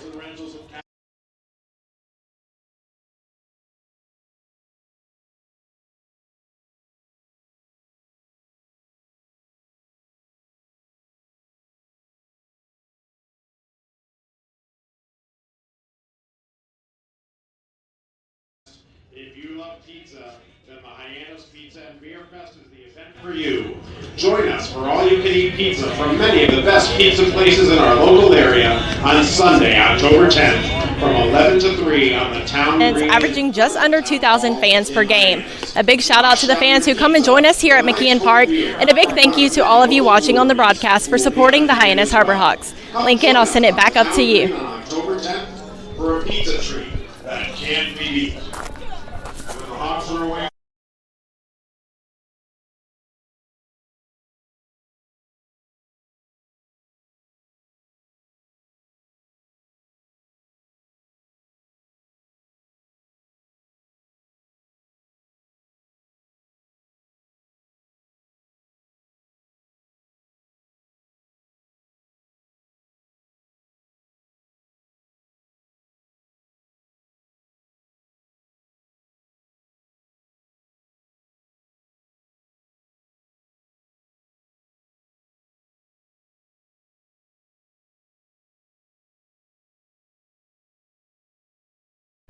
And welcome back as we approach the second half of this ball game. The Red Sox lead the Harbor Hawks.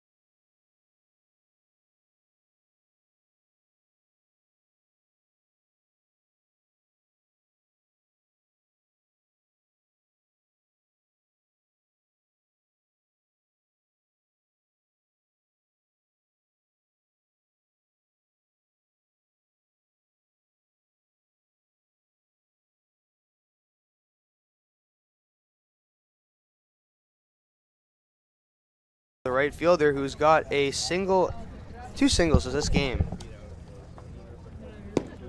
And the pitch is inside for ball 2. Count moves to 2-0. And now with the runner on first, that is Cody Huff.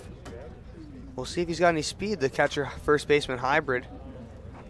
Takes a solid lead at first with a little jitter to try to shake off Wallace. Wallace throws the pitch, and it is fouled off for strike 1.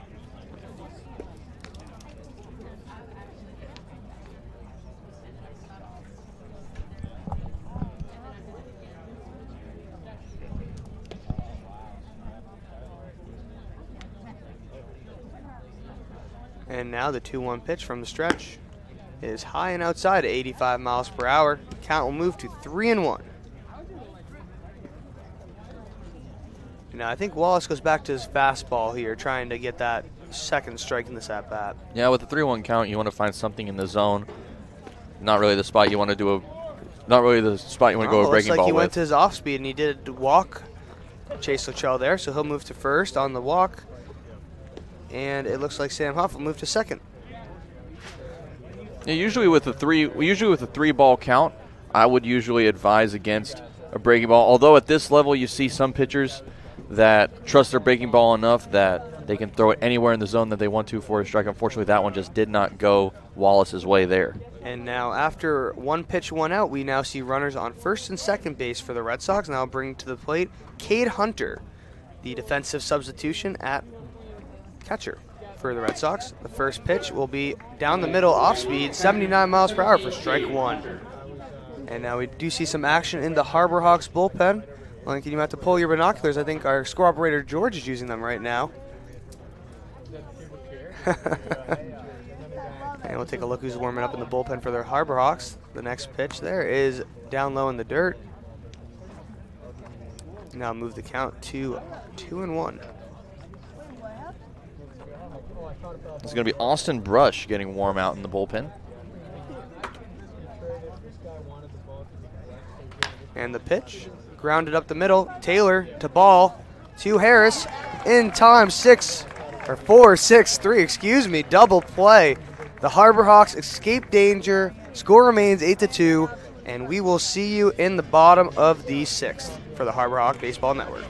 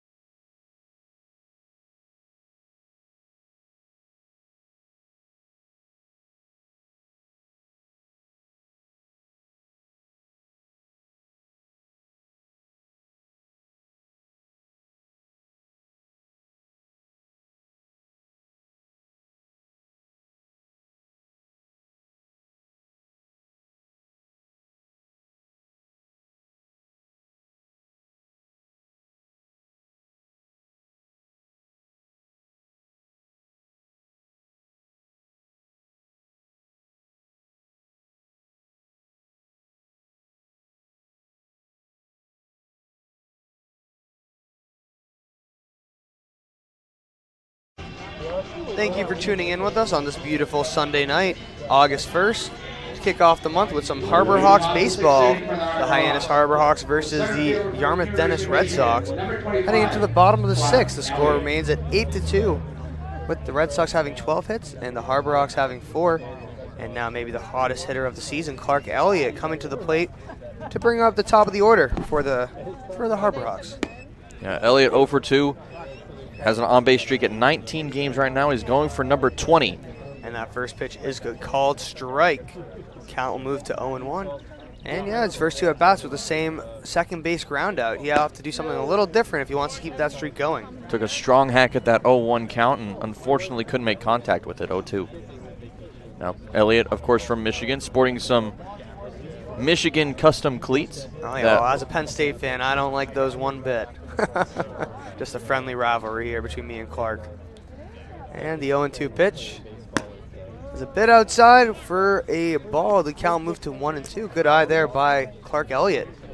Elliott at Michigan, of course, this past season named to the academic All-Big Ten. He started in 41 of the 43 games played, and he posted a .403 on-base percentage. An eventful and successful season for Elliott this past season for the Wolverines. That pitch is fouled off, and Clark Elliott has carried that success into this summer. As we know, Cape League All-Star. Really nice feature done by Taylor Farmer, our sideline reporter, on the YouTube page with him, Adrian Saravo, and Jonas Galaro. And the pitch is high. Call goes over, deferred to the third base umpire, who says Elliott did not go. The count will move to 2-2. Yeah, it was close, but yeah, he held back by a couple of inches at least. I'd say he checked it in time. And now the 2-2 pitch is fouled off, and we will run it back. The count's still 2-2. Elliott's posted some good battles this season. Here's another one. He was down 0-2, has battled back to 2-2. Just needs to find a way to reach base. Needs to find a way to reach base in this game. That's right. Well, he's working the count now. Gallagher still in the game. He's a Harbor Hawk killer in his 2 starts against the team. 2-2 pitch is grounded over to first base. Flip to the pitcher Gallagher, who will make the play for the first out. 3-1 on the ground ball. And unfortunately, Elliott turned over on that pitch and ended up bouncing it over to first base.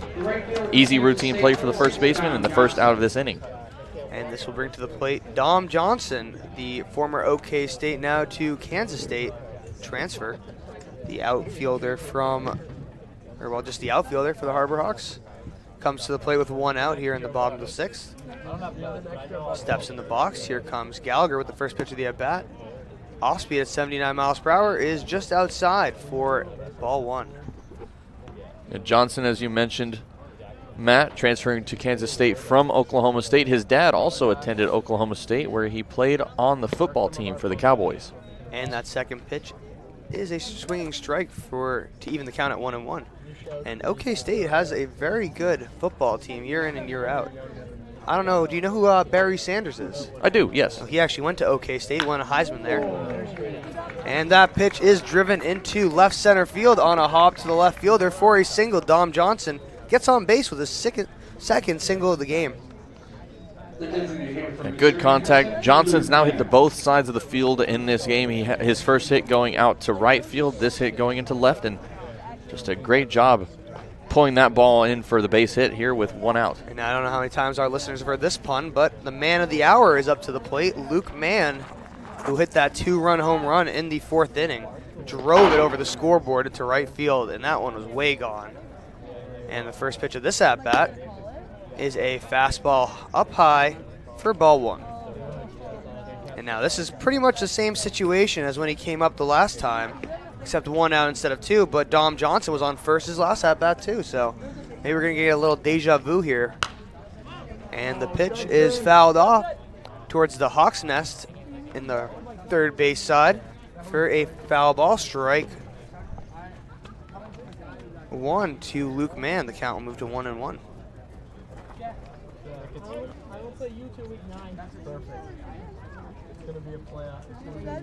And Gallagher working from the stretch now.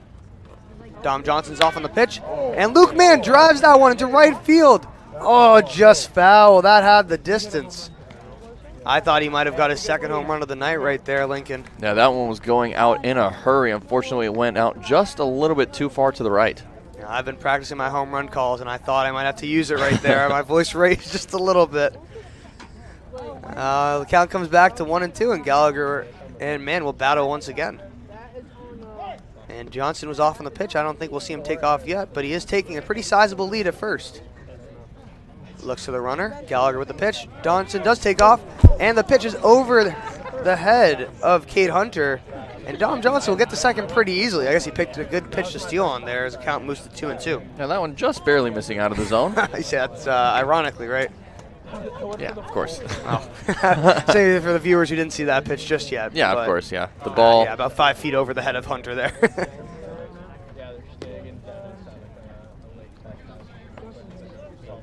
And now 2-2. Dom Johnson does move into scoring position. Remains at second base. Takes a lead with Brooks Lee working the pickoff move over at shortstop. And Gallagher, once again from the stretch, looks at the runner. Dom Johnson's off for third. And once again, the pitch goes over the catcher's head. And Dom Johnson will very easily make it to third. Those might be the 2 easiest steals he might get all season. Yeah, 2 wild pitches that just got past the catcher, and Johnson now 90 feet away from scoring another run for the Harbor Hawks here. Now, he had a good jump to begin with, but having a ball go to the backstop will definitely help you not have to deal with a contest on the steal. And now 90 feet away from home plate is Dom Johnson. The full count pitch is low, and it will draw a walk for Luke Mann. Another good battle for Luke Mann, coming back from down in the count and reaching base. Number 26, Kyle Ball. And with one away now, Ball steps up to the plate, chance for an RBI. Yeah, anything for the Harbor Hawks here that can get in a run will help them inch closer in this baseball game. It's gone a little bit out of reach lately with the last 4-run inning in the top of the 5th for the Red Sox, but the Harbor Hawks can do some damage here. They're back in this ball game. Now, Matt, recently, I wouldn't say that any score for the Harbor Hawks is out of reach. That's right. That's a good way of putting it. The first pitch there is a breaking ball down low and away for ball 1. Of course, you remember, what was it, last week, 2 weeks ago? Yeah, it was 2 weeks ago.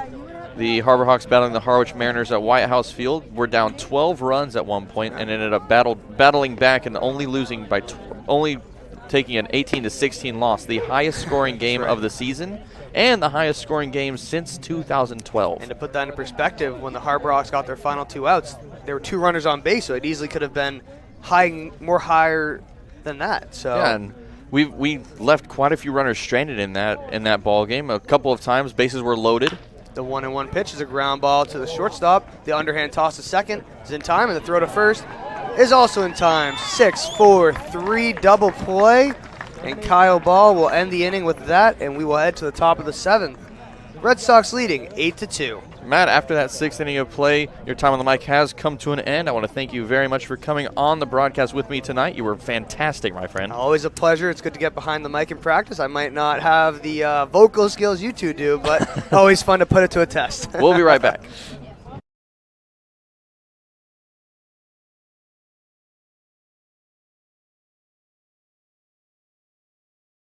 This is your time to change your career, to follow your dream. Curry College continuing in graduate studies. Tomorrow is coming. Be ready.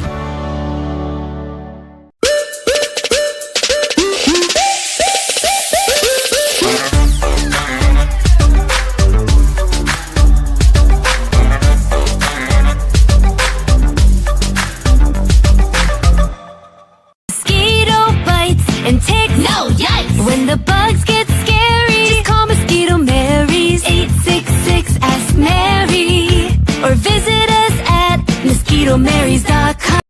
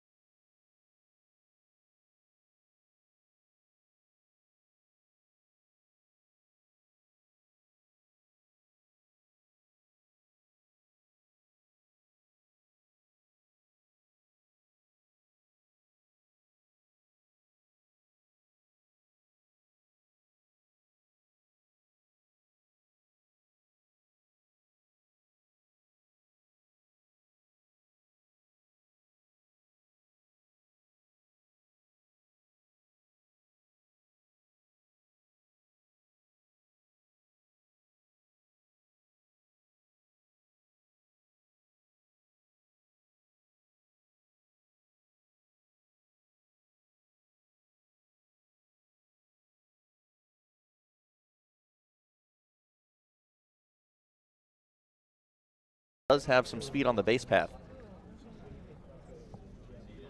Now Lou, so far this season, he's one for 2 on stolen bases. He's been caught stealing 1 time.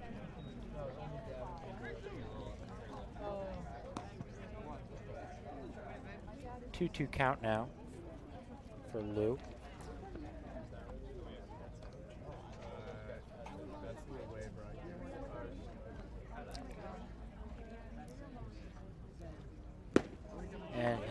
strike him out swinging.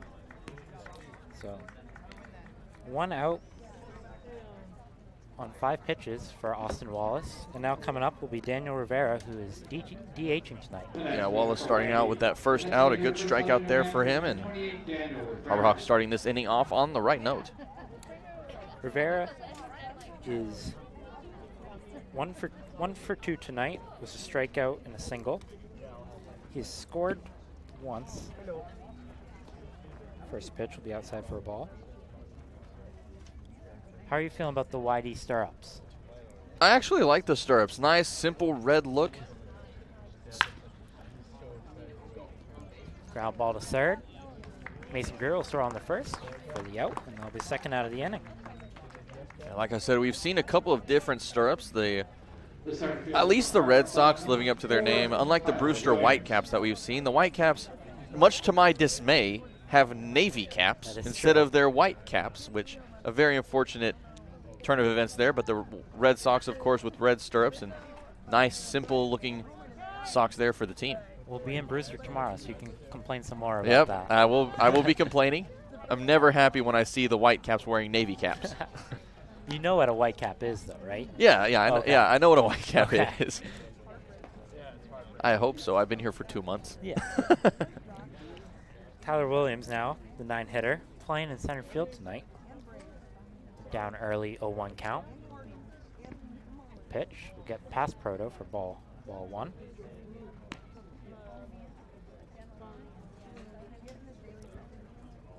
As I mentioned, Proto was supposed to start in last night's game. We ended up having a last-second substitution. Fly ball into center field. Clark Elliott will settle under it for the easy catch, and that will end the top of the 7th. 1-2-3 for the Harborhawks. And George, we're actually going to take a break here for the bottom half of the 7th inning. 7th inning stretch on the way from McKeon Park.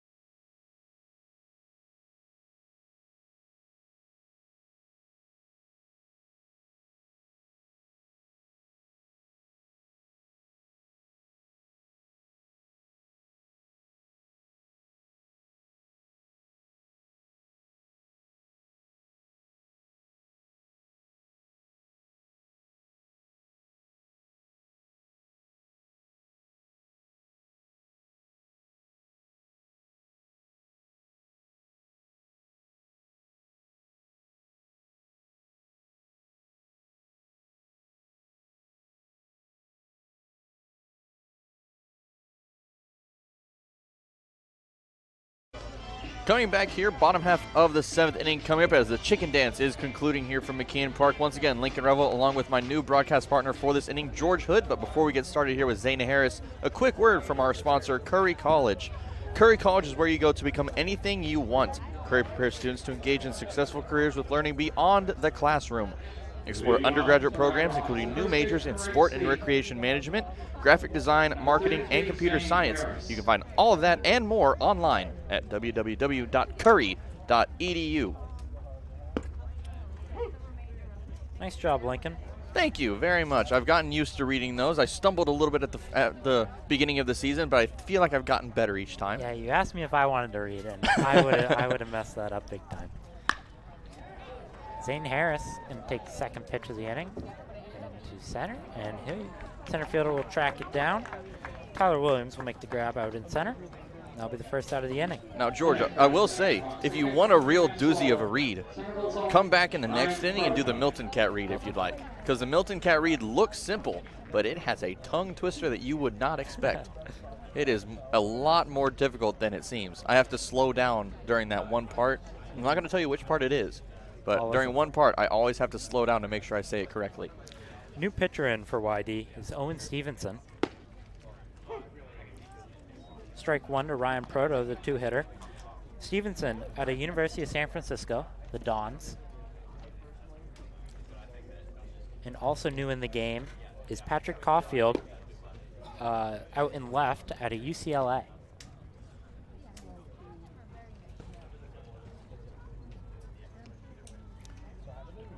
One now to Ryan Proto, the local. He's going to line that to short. A nice play by the shortstop. Throw it on the first. Make the play. Brooks Lee with a nice play to get Ryan Proto. Now that was a fantastic play there from Lee. A great backhanded grab on a hard hit ground ball there from Proto, and made a long throw from that gap out in short, and a great second out there. Now Mitch Hardigan will be up. Trying not to go 1-2-3 here for the Harbor Hawks. First pitch, be inside for ball one. Now Stevenson this past season at the University of San Francisco in 15 appearances. He started 4 of those appearances, went 25 2/3 innings, struck out 30 people, and had a grand total ERA of 7.36.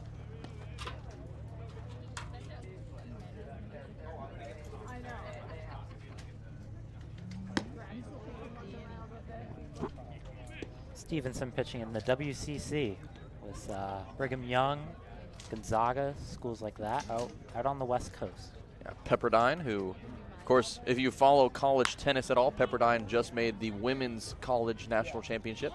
Fly ball down the left field line. Left fielder will make the grab. The new left fielder, Patrick Caulfield, will make the third out of the inning.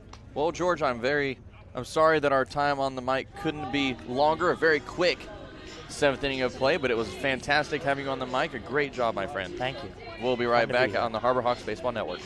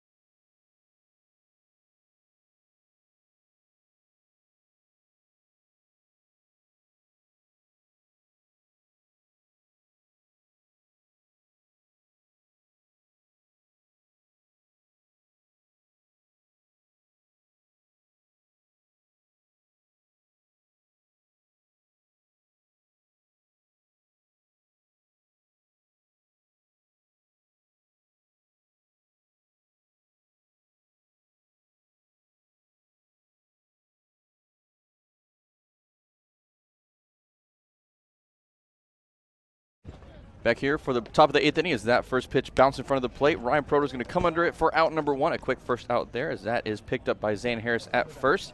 A quick word from Milton Cat before we go any further in this 8th inning. For sales and rentals of Caterpillar machinery, generators, and marine engines, visit MiltonCat.com, your area cat dealer.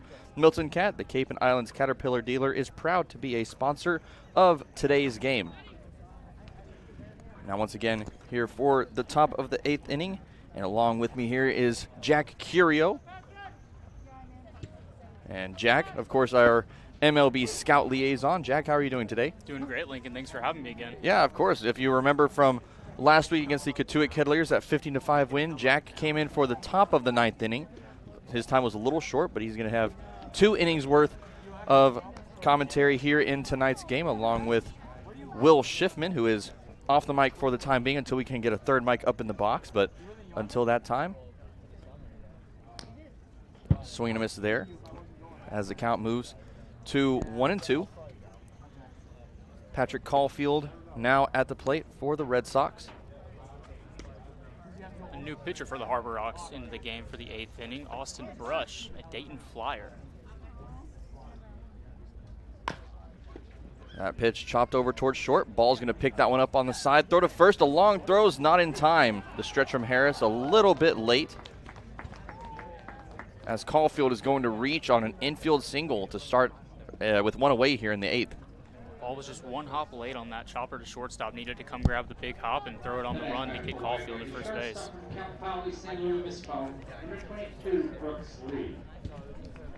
Next batter for the Red Sox is Brooks Lee. Lee's 2 for 4 on the night. On the season's batting .422 with 5 home runs and 11 RBIs from Cal Poly. Rush ready with the pitch. That first pitch finds the outside corner for strike 1. 76-mile-an-hour changeup on the gun for Brush.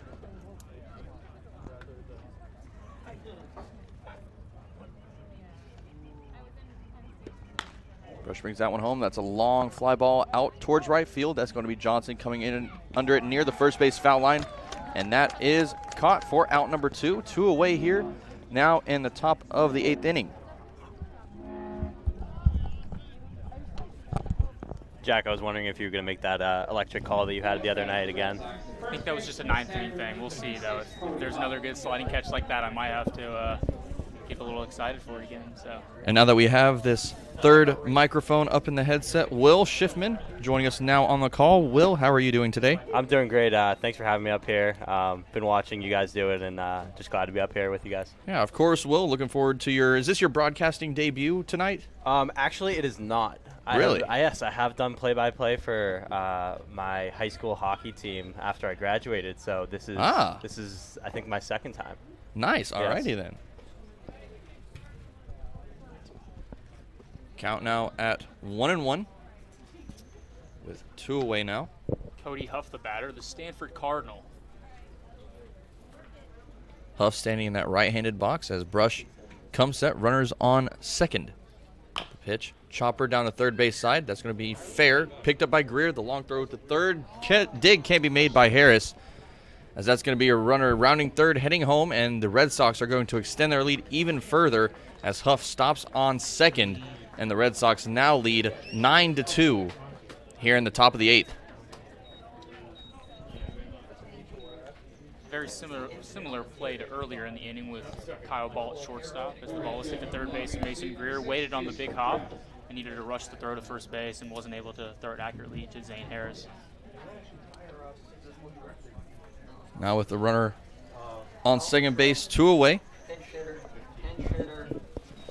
Brush is going to be facing number 15, Crew Robinson, coming in as a pinch hitter here in the 8th. We saw Robinson in last night's game as well, getting his first appearance of the game tonight. Of course, this is the last time we'll see the Red Sox this season. Tomorrow night's game, we're actually heading into the last home stretch of games, the last week coming up. We have games tomorrow, Tuesday, and Wednesday. Tomorrow's game is going to be in Brewster, battling the Whitecaps for the last time this season. That's going to be the earliest start of the season at 4 o'clock.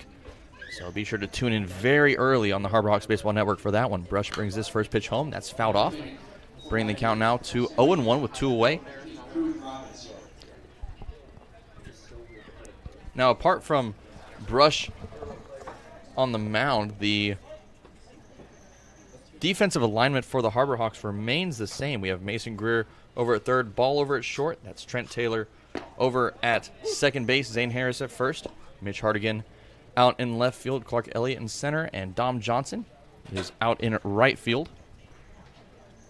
If you're just now joining us, Lincoln Revill alongside my duo of partners stepping in for Austin DeCouta. That is Jack Curio and Will Schiffman, as that one is a swing and a miss for strike 3.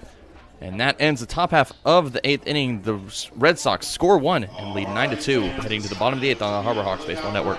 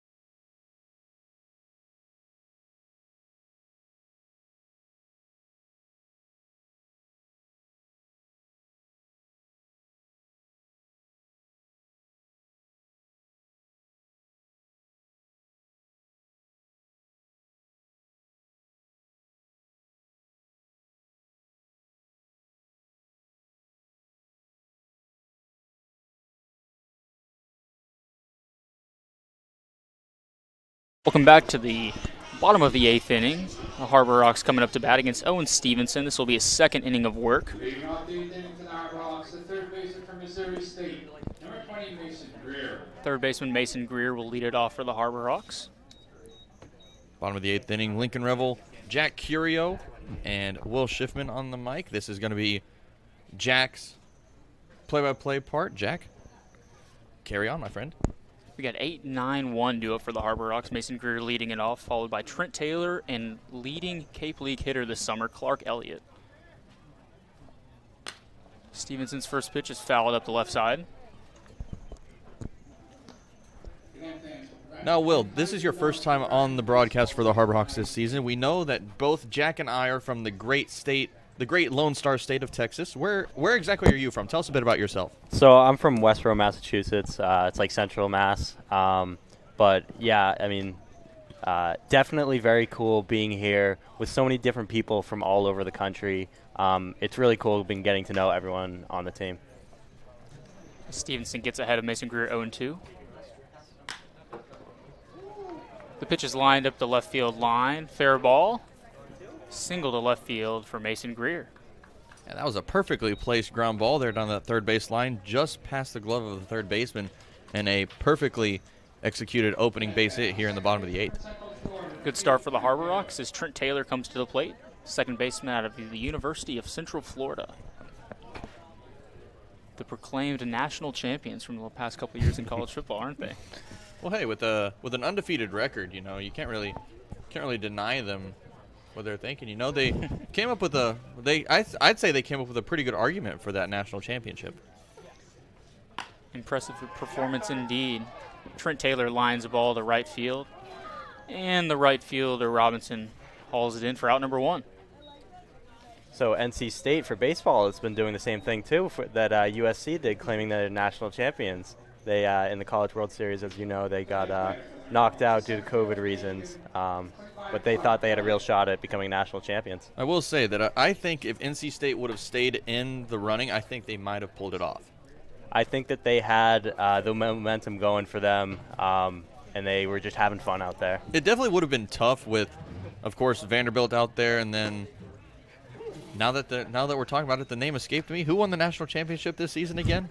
Mississippi State Mississippi Bulldogs. State. Yeah, that's right. That's right. As Clark Elliott takes the first pitch for a strike. Big college baseball news today as Vanderbilt ace Kumar Rocker fails to reach an agreement with the New York Mets. Physical did not come back the way the Mets liked it, and so unfortunately the Mets will not be able to sign him, or will get the 11th overall selection in the 2022 MLB draft as compensation for not being able to reach an agreement with Rocker. Yeah, that's a very unfortunate situation there for Rocker. But on the other hand, of course, the other Vanderbilt pitcher that was selected in the first round, of course, Jack Leiter, selected by my hometown Texas Rangers. Ball's fouled up the left side.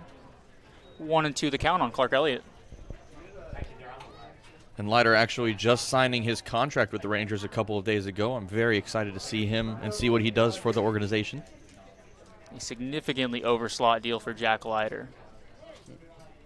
Should be fun to watch Dad Al Leiter pitch in the big leagues for a long time.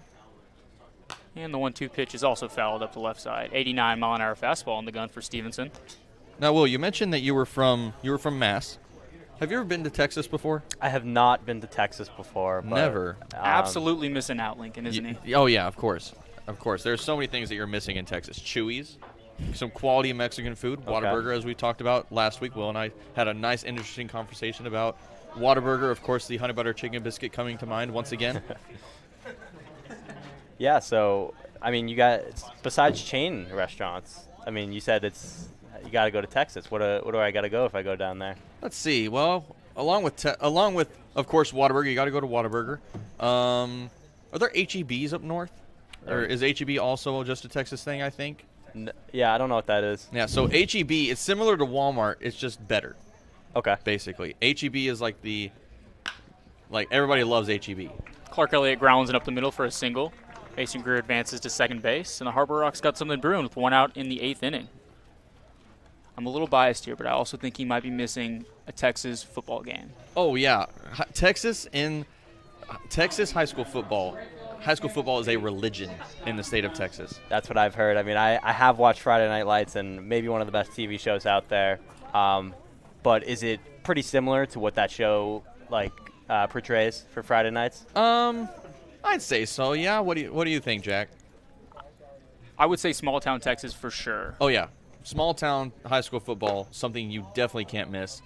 Dom Johnson takes that first pitch inside, 85 miles per hour. Now, one thing you might not know is that the biggest high school stadiums in the country are down in the state of Texas. So I have seen the pictures of those, and those look like college stadiums up here. Allen High School comes to mind, a massive, massive stadium built in 2016, I think it was. It cost $60 million to build. The 1-0 pitch grabs the outside corner for strike one. Of course, the biggest high school stadium in the country, Cy-Fair High School. Absolutely massive stadium. It's not, I don't think it was expensive to build as the Allen Eagle Stadium, but it's by far the biggest. Along with the high school stadiums, we have Darrell K. Royal Texas Memorial Stadium in Austin, seats over 100,000 people. And he pops it up to right field. Second fielder going back, right fielder coming in. And Wyatt Hoffman makes the catch for out number 2. A little bit of a dangerous collision almost coming in there. Fortunately, everybody was safe on that one, but unfortunately, Johnson goes down. But now, going back to Elliott, who's now standing on first base, him standing on first base means that his on-base streak has now reached 20 games. He's reached base in 20 straight games. Well, I mean, that's why he's a Cape League All-Star. I mean, it's really been impressive what he's been doing. I mean, he came to the team late, but right from the start, found a role in center field and leading the team off for games. And he's just been electric, just been on base every game. Yeah, now, tonight's game against the Red Sox was Elliott's 22nd game of the season, which means that he's reached base in all but 2. The first 2 games that he had with the Harbor Rocks were a little bit of a struggle. He had a hard time finding his groove for those first couple of games. But that third game, he found that groove, and he has been impossible to stop since then. Mann fouled the first pitch back. 0-1 pitch from Stevenson. And check swing. Umpire says yes, he did go. 0-2. Mann was not able to hold back on the curveball from Stevenson. All right, so we've mentioned Whataburger. We've mentioned HEB. We've mentioned high school football. There's one other thing that comes to mind when I think about things you have to visit. and that is the great creation that is Buc-ee's. Okay, so someone who is from Massachusetts, like myself, has never heard of Buc-ee's before. Of course, yeah, of course. Buc-ee's is a southern thing. It's started out in Texas. Most of them are in Texas. Of course, there's some out of states. I think the biggest one in the country is in Tennessee now, I think. But Buc-ee's is basically a gas station that's about 15 times the size of 7-Eleven. I think the best way to describe Buc-ee's, it's the only gas station you would ever get lost inside of. Exactly. Yes. Wow. Yeah. Buc-ee's is basically a place where one side you can get gas station food like snacks, drinks, all that stuff. You can go to the other side of the store and get home decor. Wow. It's really all over the place. Exactly. Picture frames, clothes, all of these weird random things, aprons, cooking supplies, all of these things that you'll find in a Walmart or a Target, you'll find at Buc-ee's. Last 2 pitches from Stevenson have been in the dirt. The 2-2 pitch is on its way. Ooh, that was a close pitch, 90 miles per hour fastball, just inside. As Luke Mann works the count to 3-2, the runner should be off on the pitch. Now, Jack, talking about Buc-ee's, do you eat the food at Buc-ee's very often when you go? I have, definitely. What's your favorite thing to get? Oh, gosh, they have such a wide range of selections. They do. Have burgers, hot dogs, sandwiches. Yeah, they got the barbecue section at Buc-ee's is unbeatable. Wow. They have this little table around where they have these little trays where they put all of the different barbecue sandwiches that they make, and if you look behind the glass, you can see the workers making the sandwiches as they go, and they're taking all these different weird little knives and just slicing up the meat and making all of these very, very good sandwiches. Another ball fouled back from Luke Mann.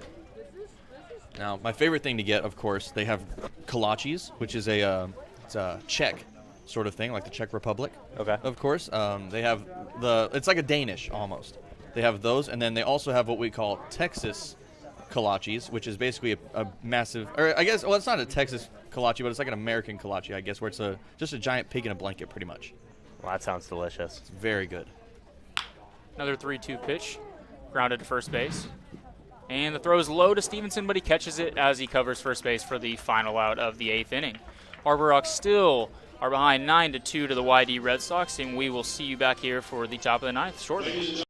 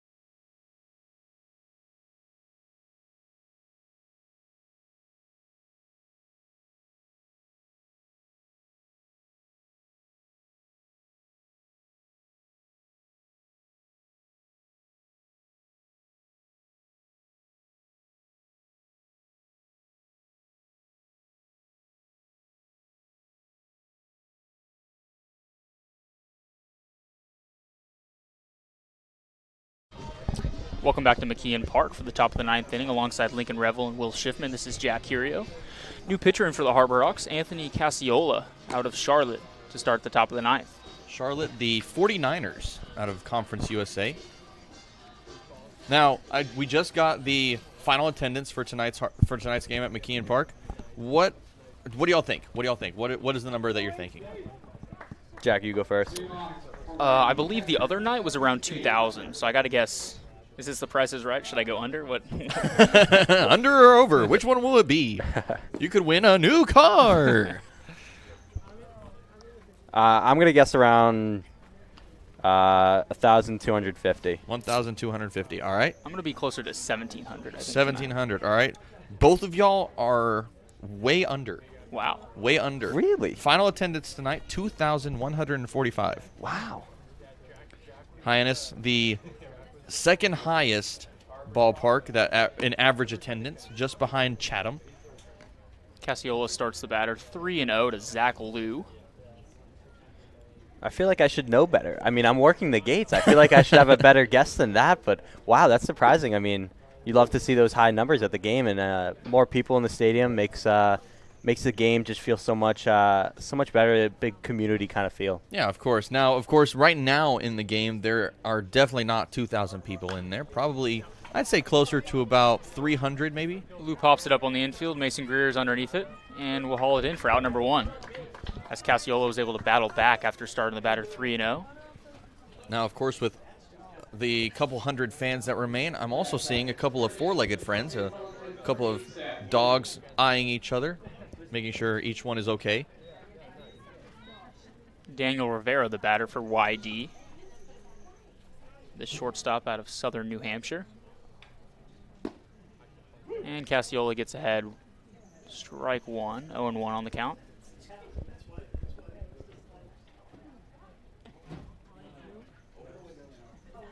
Casiola with the breaking pitch. Swing and a miss, strike 2. 73 miles per hour. Beautiful pitch there. Batter was way, way ahead of that pitch. And Casiola will set at the chest. The 0-2 pitch. Another curveball is belted to center field. Clark Elliott is going back on it and settles under it. 2 down for the Harbor Rocks as the 9-hole hitter comes to the plate for the Red Sox, Tyler Williams. I will say, that ball off the bat looked a lot more dangerous than it ended up being.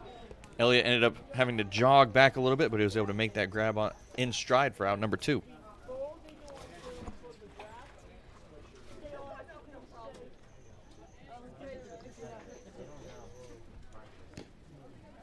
And the first pitch is down in the dirt, ball 1. All right, now, Jack, we've talked a lot about stuff that's in Texas, all right? So being from Texas, what are you looking forward to most about coming back?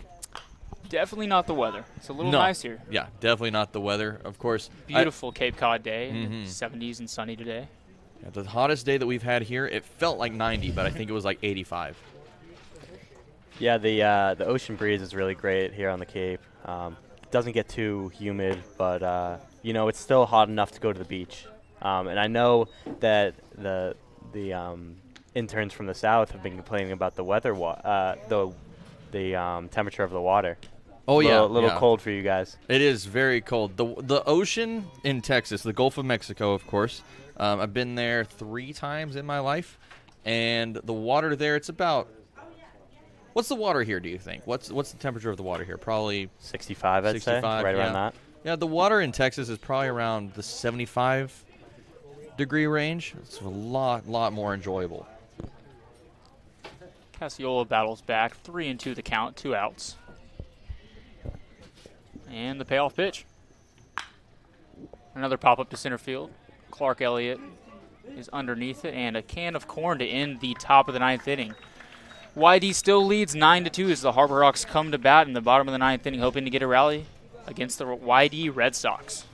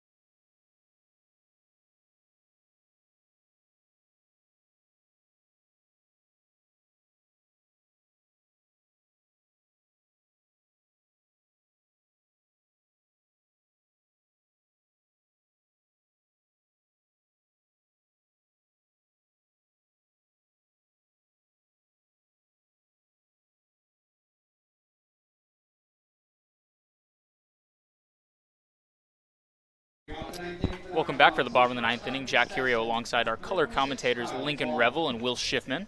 Blue. Red. Yellow. Green. Pink. Orange. Turquoise. Chartreuse. Oh, I don't even know what that is. And winner to Lincoln Revill. Woo! Let's go. Foul ball grounds it up the middle. Wyatt Hoffman, the backhand, and he throws him out at first base for out number 1 for the YD Red Sox.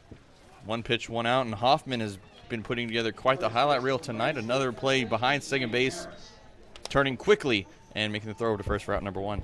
Wyatt Hoffman, the son of Hall of Famer Trevor Hoffman, also the brother of former Harvard middle infielder Quinn Hoffman. Baseball is in the Hoffman bloodlines for sure. Next batter up for the Harbor Hawks is first baseman out of Wright State, Zane Harris. And the first pitch is a strike. Top of the strike zone, catches it.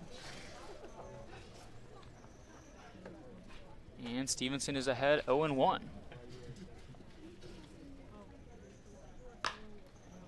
Zane Harris with a foul ball up the left side. Stevenson's pitched 2 1/3 so far. 2 hits. No runs, no earned runs. No walks and no strikeouts. Pitching to contact today for Owen Stevenson, the pitcher out of the University of San Francisco. The 0-2 pitch is on its way. And strike 3. Zane Harris swings through the 80-mile-an-hour curveball as YD is 1 out away from a victory against the Hyannis Harbor Hawks. Yeah, beautiful breaking pitch there. And Harris, it looked like he started to swing, kind of stopped mid-swing, and then kept it going. He kind of hesitated there a little bit, and he just couldn't catch up to it. Out number 2. Number 21, Ryan Proto, steps to the plate for the Hawks. First pitch is fouled back. Speaking of foul balls, I got to give a shout-out to Jack Idelson. Finally caught a foul ball today standing at a gate, and he won the bet between us. Got to give him a shout-out because he's been working hard for it. All right. Love shout-outs on the broadcast. Lincoln, do you have anyone to shout out tonight? I do. I want to shout out my grandparents who are actually listening all the way from Hawkins, Texas. My parents listening from Frost, Texas. A couple of small towns. I'm sure I probably don't know where that is. Will, I'm sure you don't. No idea. The 0-2 pitch is check swung up the third base line, and it'll roll foul. Now, Jack, do you have anyone you want to shout out? I'd love to shout out back home from Austin, Texas. My parents and my brother and sister, I think they're following along the YouTube broadcast tonight. Ryan Proto, the catcher out of UMass Lowell. Local product out of Barnstable High. So cool for him. I mean, just growing up watching the Cape League and being able to be a part of it just must be amazing for him. And the 0-2 pitch. Stevenson thinks he got him, but umpire disagrees. 0-2. Now, Jack, you said you had a brother and sister? 1 brother, 1 sister. Nice. So where are you at in the range? Are you middle child, oldest? Or? I am the youngest in the family. Ah, all right. Big Longhorn family. Parents graduated from the university. Brother and sister both have a degree, and I'm close. You're on your way. Hook 'em. The 1-2 pitch is down low to Proto. And we'll have 2s on the board. 2 balls, 2 strikes, and 2 outs. Will, do you have any siblings? I do. I have quite a big family, actually. And the 2-2 pitch, and strike 3, rung him up. The YD Red Sox pick up the victory tonight against the Hyannis Harbor Hawks. The YD Red Sox go to 15-13-7 tonight. 9 runs, 13 hits, 0 errors for the Red Sox. And the Harbor Hawks with 2 runs, 7 hits, and 5 errors. Yeah, unfortunately, errors came back to bite us tonight. Only seven hits and 5 errors, one of the higher totals that we've had this season. And unfortunately, when you have that many errors, very few games will turn out your way. Yeah, a lot of wild throws I saw tonight, just all over the place, whether it's from the catcher throwing at someone who's stealing or just trying to make a play that isn't there at first. But, yeah, that was kind of a big highlight of the game I saw. The Red Sox got their scoring started in the second inning with 1 run in the second, 1 run in the third, 2 in the fourth, and a big 4 spot in the 5th inning, with the Hawks also scoring 2 runs in the 5th inning via the home run via Luke Mann. What do we see from the Harbor Hawks bats tonight? Yeah, we saw some good hitting from the Harbor Hawks at times. Of course, as you mentioned, Luke Mann with that monster 2-run shot responsible for both runs in the game. Along with last night's game, a 2-run home run was also how we recorded both of our runs in that game. And, you know, had a couple of base hits here and there, but unfortunately, once again, even with 7 hits, we couldn't bring that many runs across, only scoring 2. The Harbor Rocks will be on the road tomorrow against Brewster. Will, what do we need to see out of the Harbor Rocks to flip the script? Well, I mean, Brewster's a very good team. They're one of the best in the Cape. They secured their playoff spot the other night. I think we just need to go back to the basics. I mean, we just got to, when someone's on base, just look to get someone else on and just keep going from there. Tomorrow night's game will be at Brewster at 4 p.m., and the Hawks will be back at home on Tuesday night to end up the home stretch for the Hawks. 6 o'clock game against the Bourne Braves. From Lincoln Revill and Will Schiffman, I'm Jack Curio. Thank you for joining us tonight on the Harbor Rocks Baseball Network, and we will see you next time. God bless.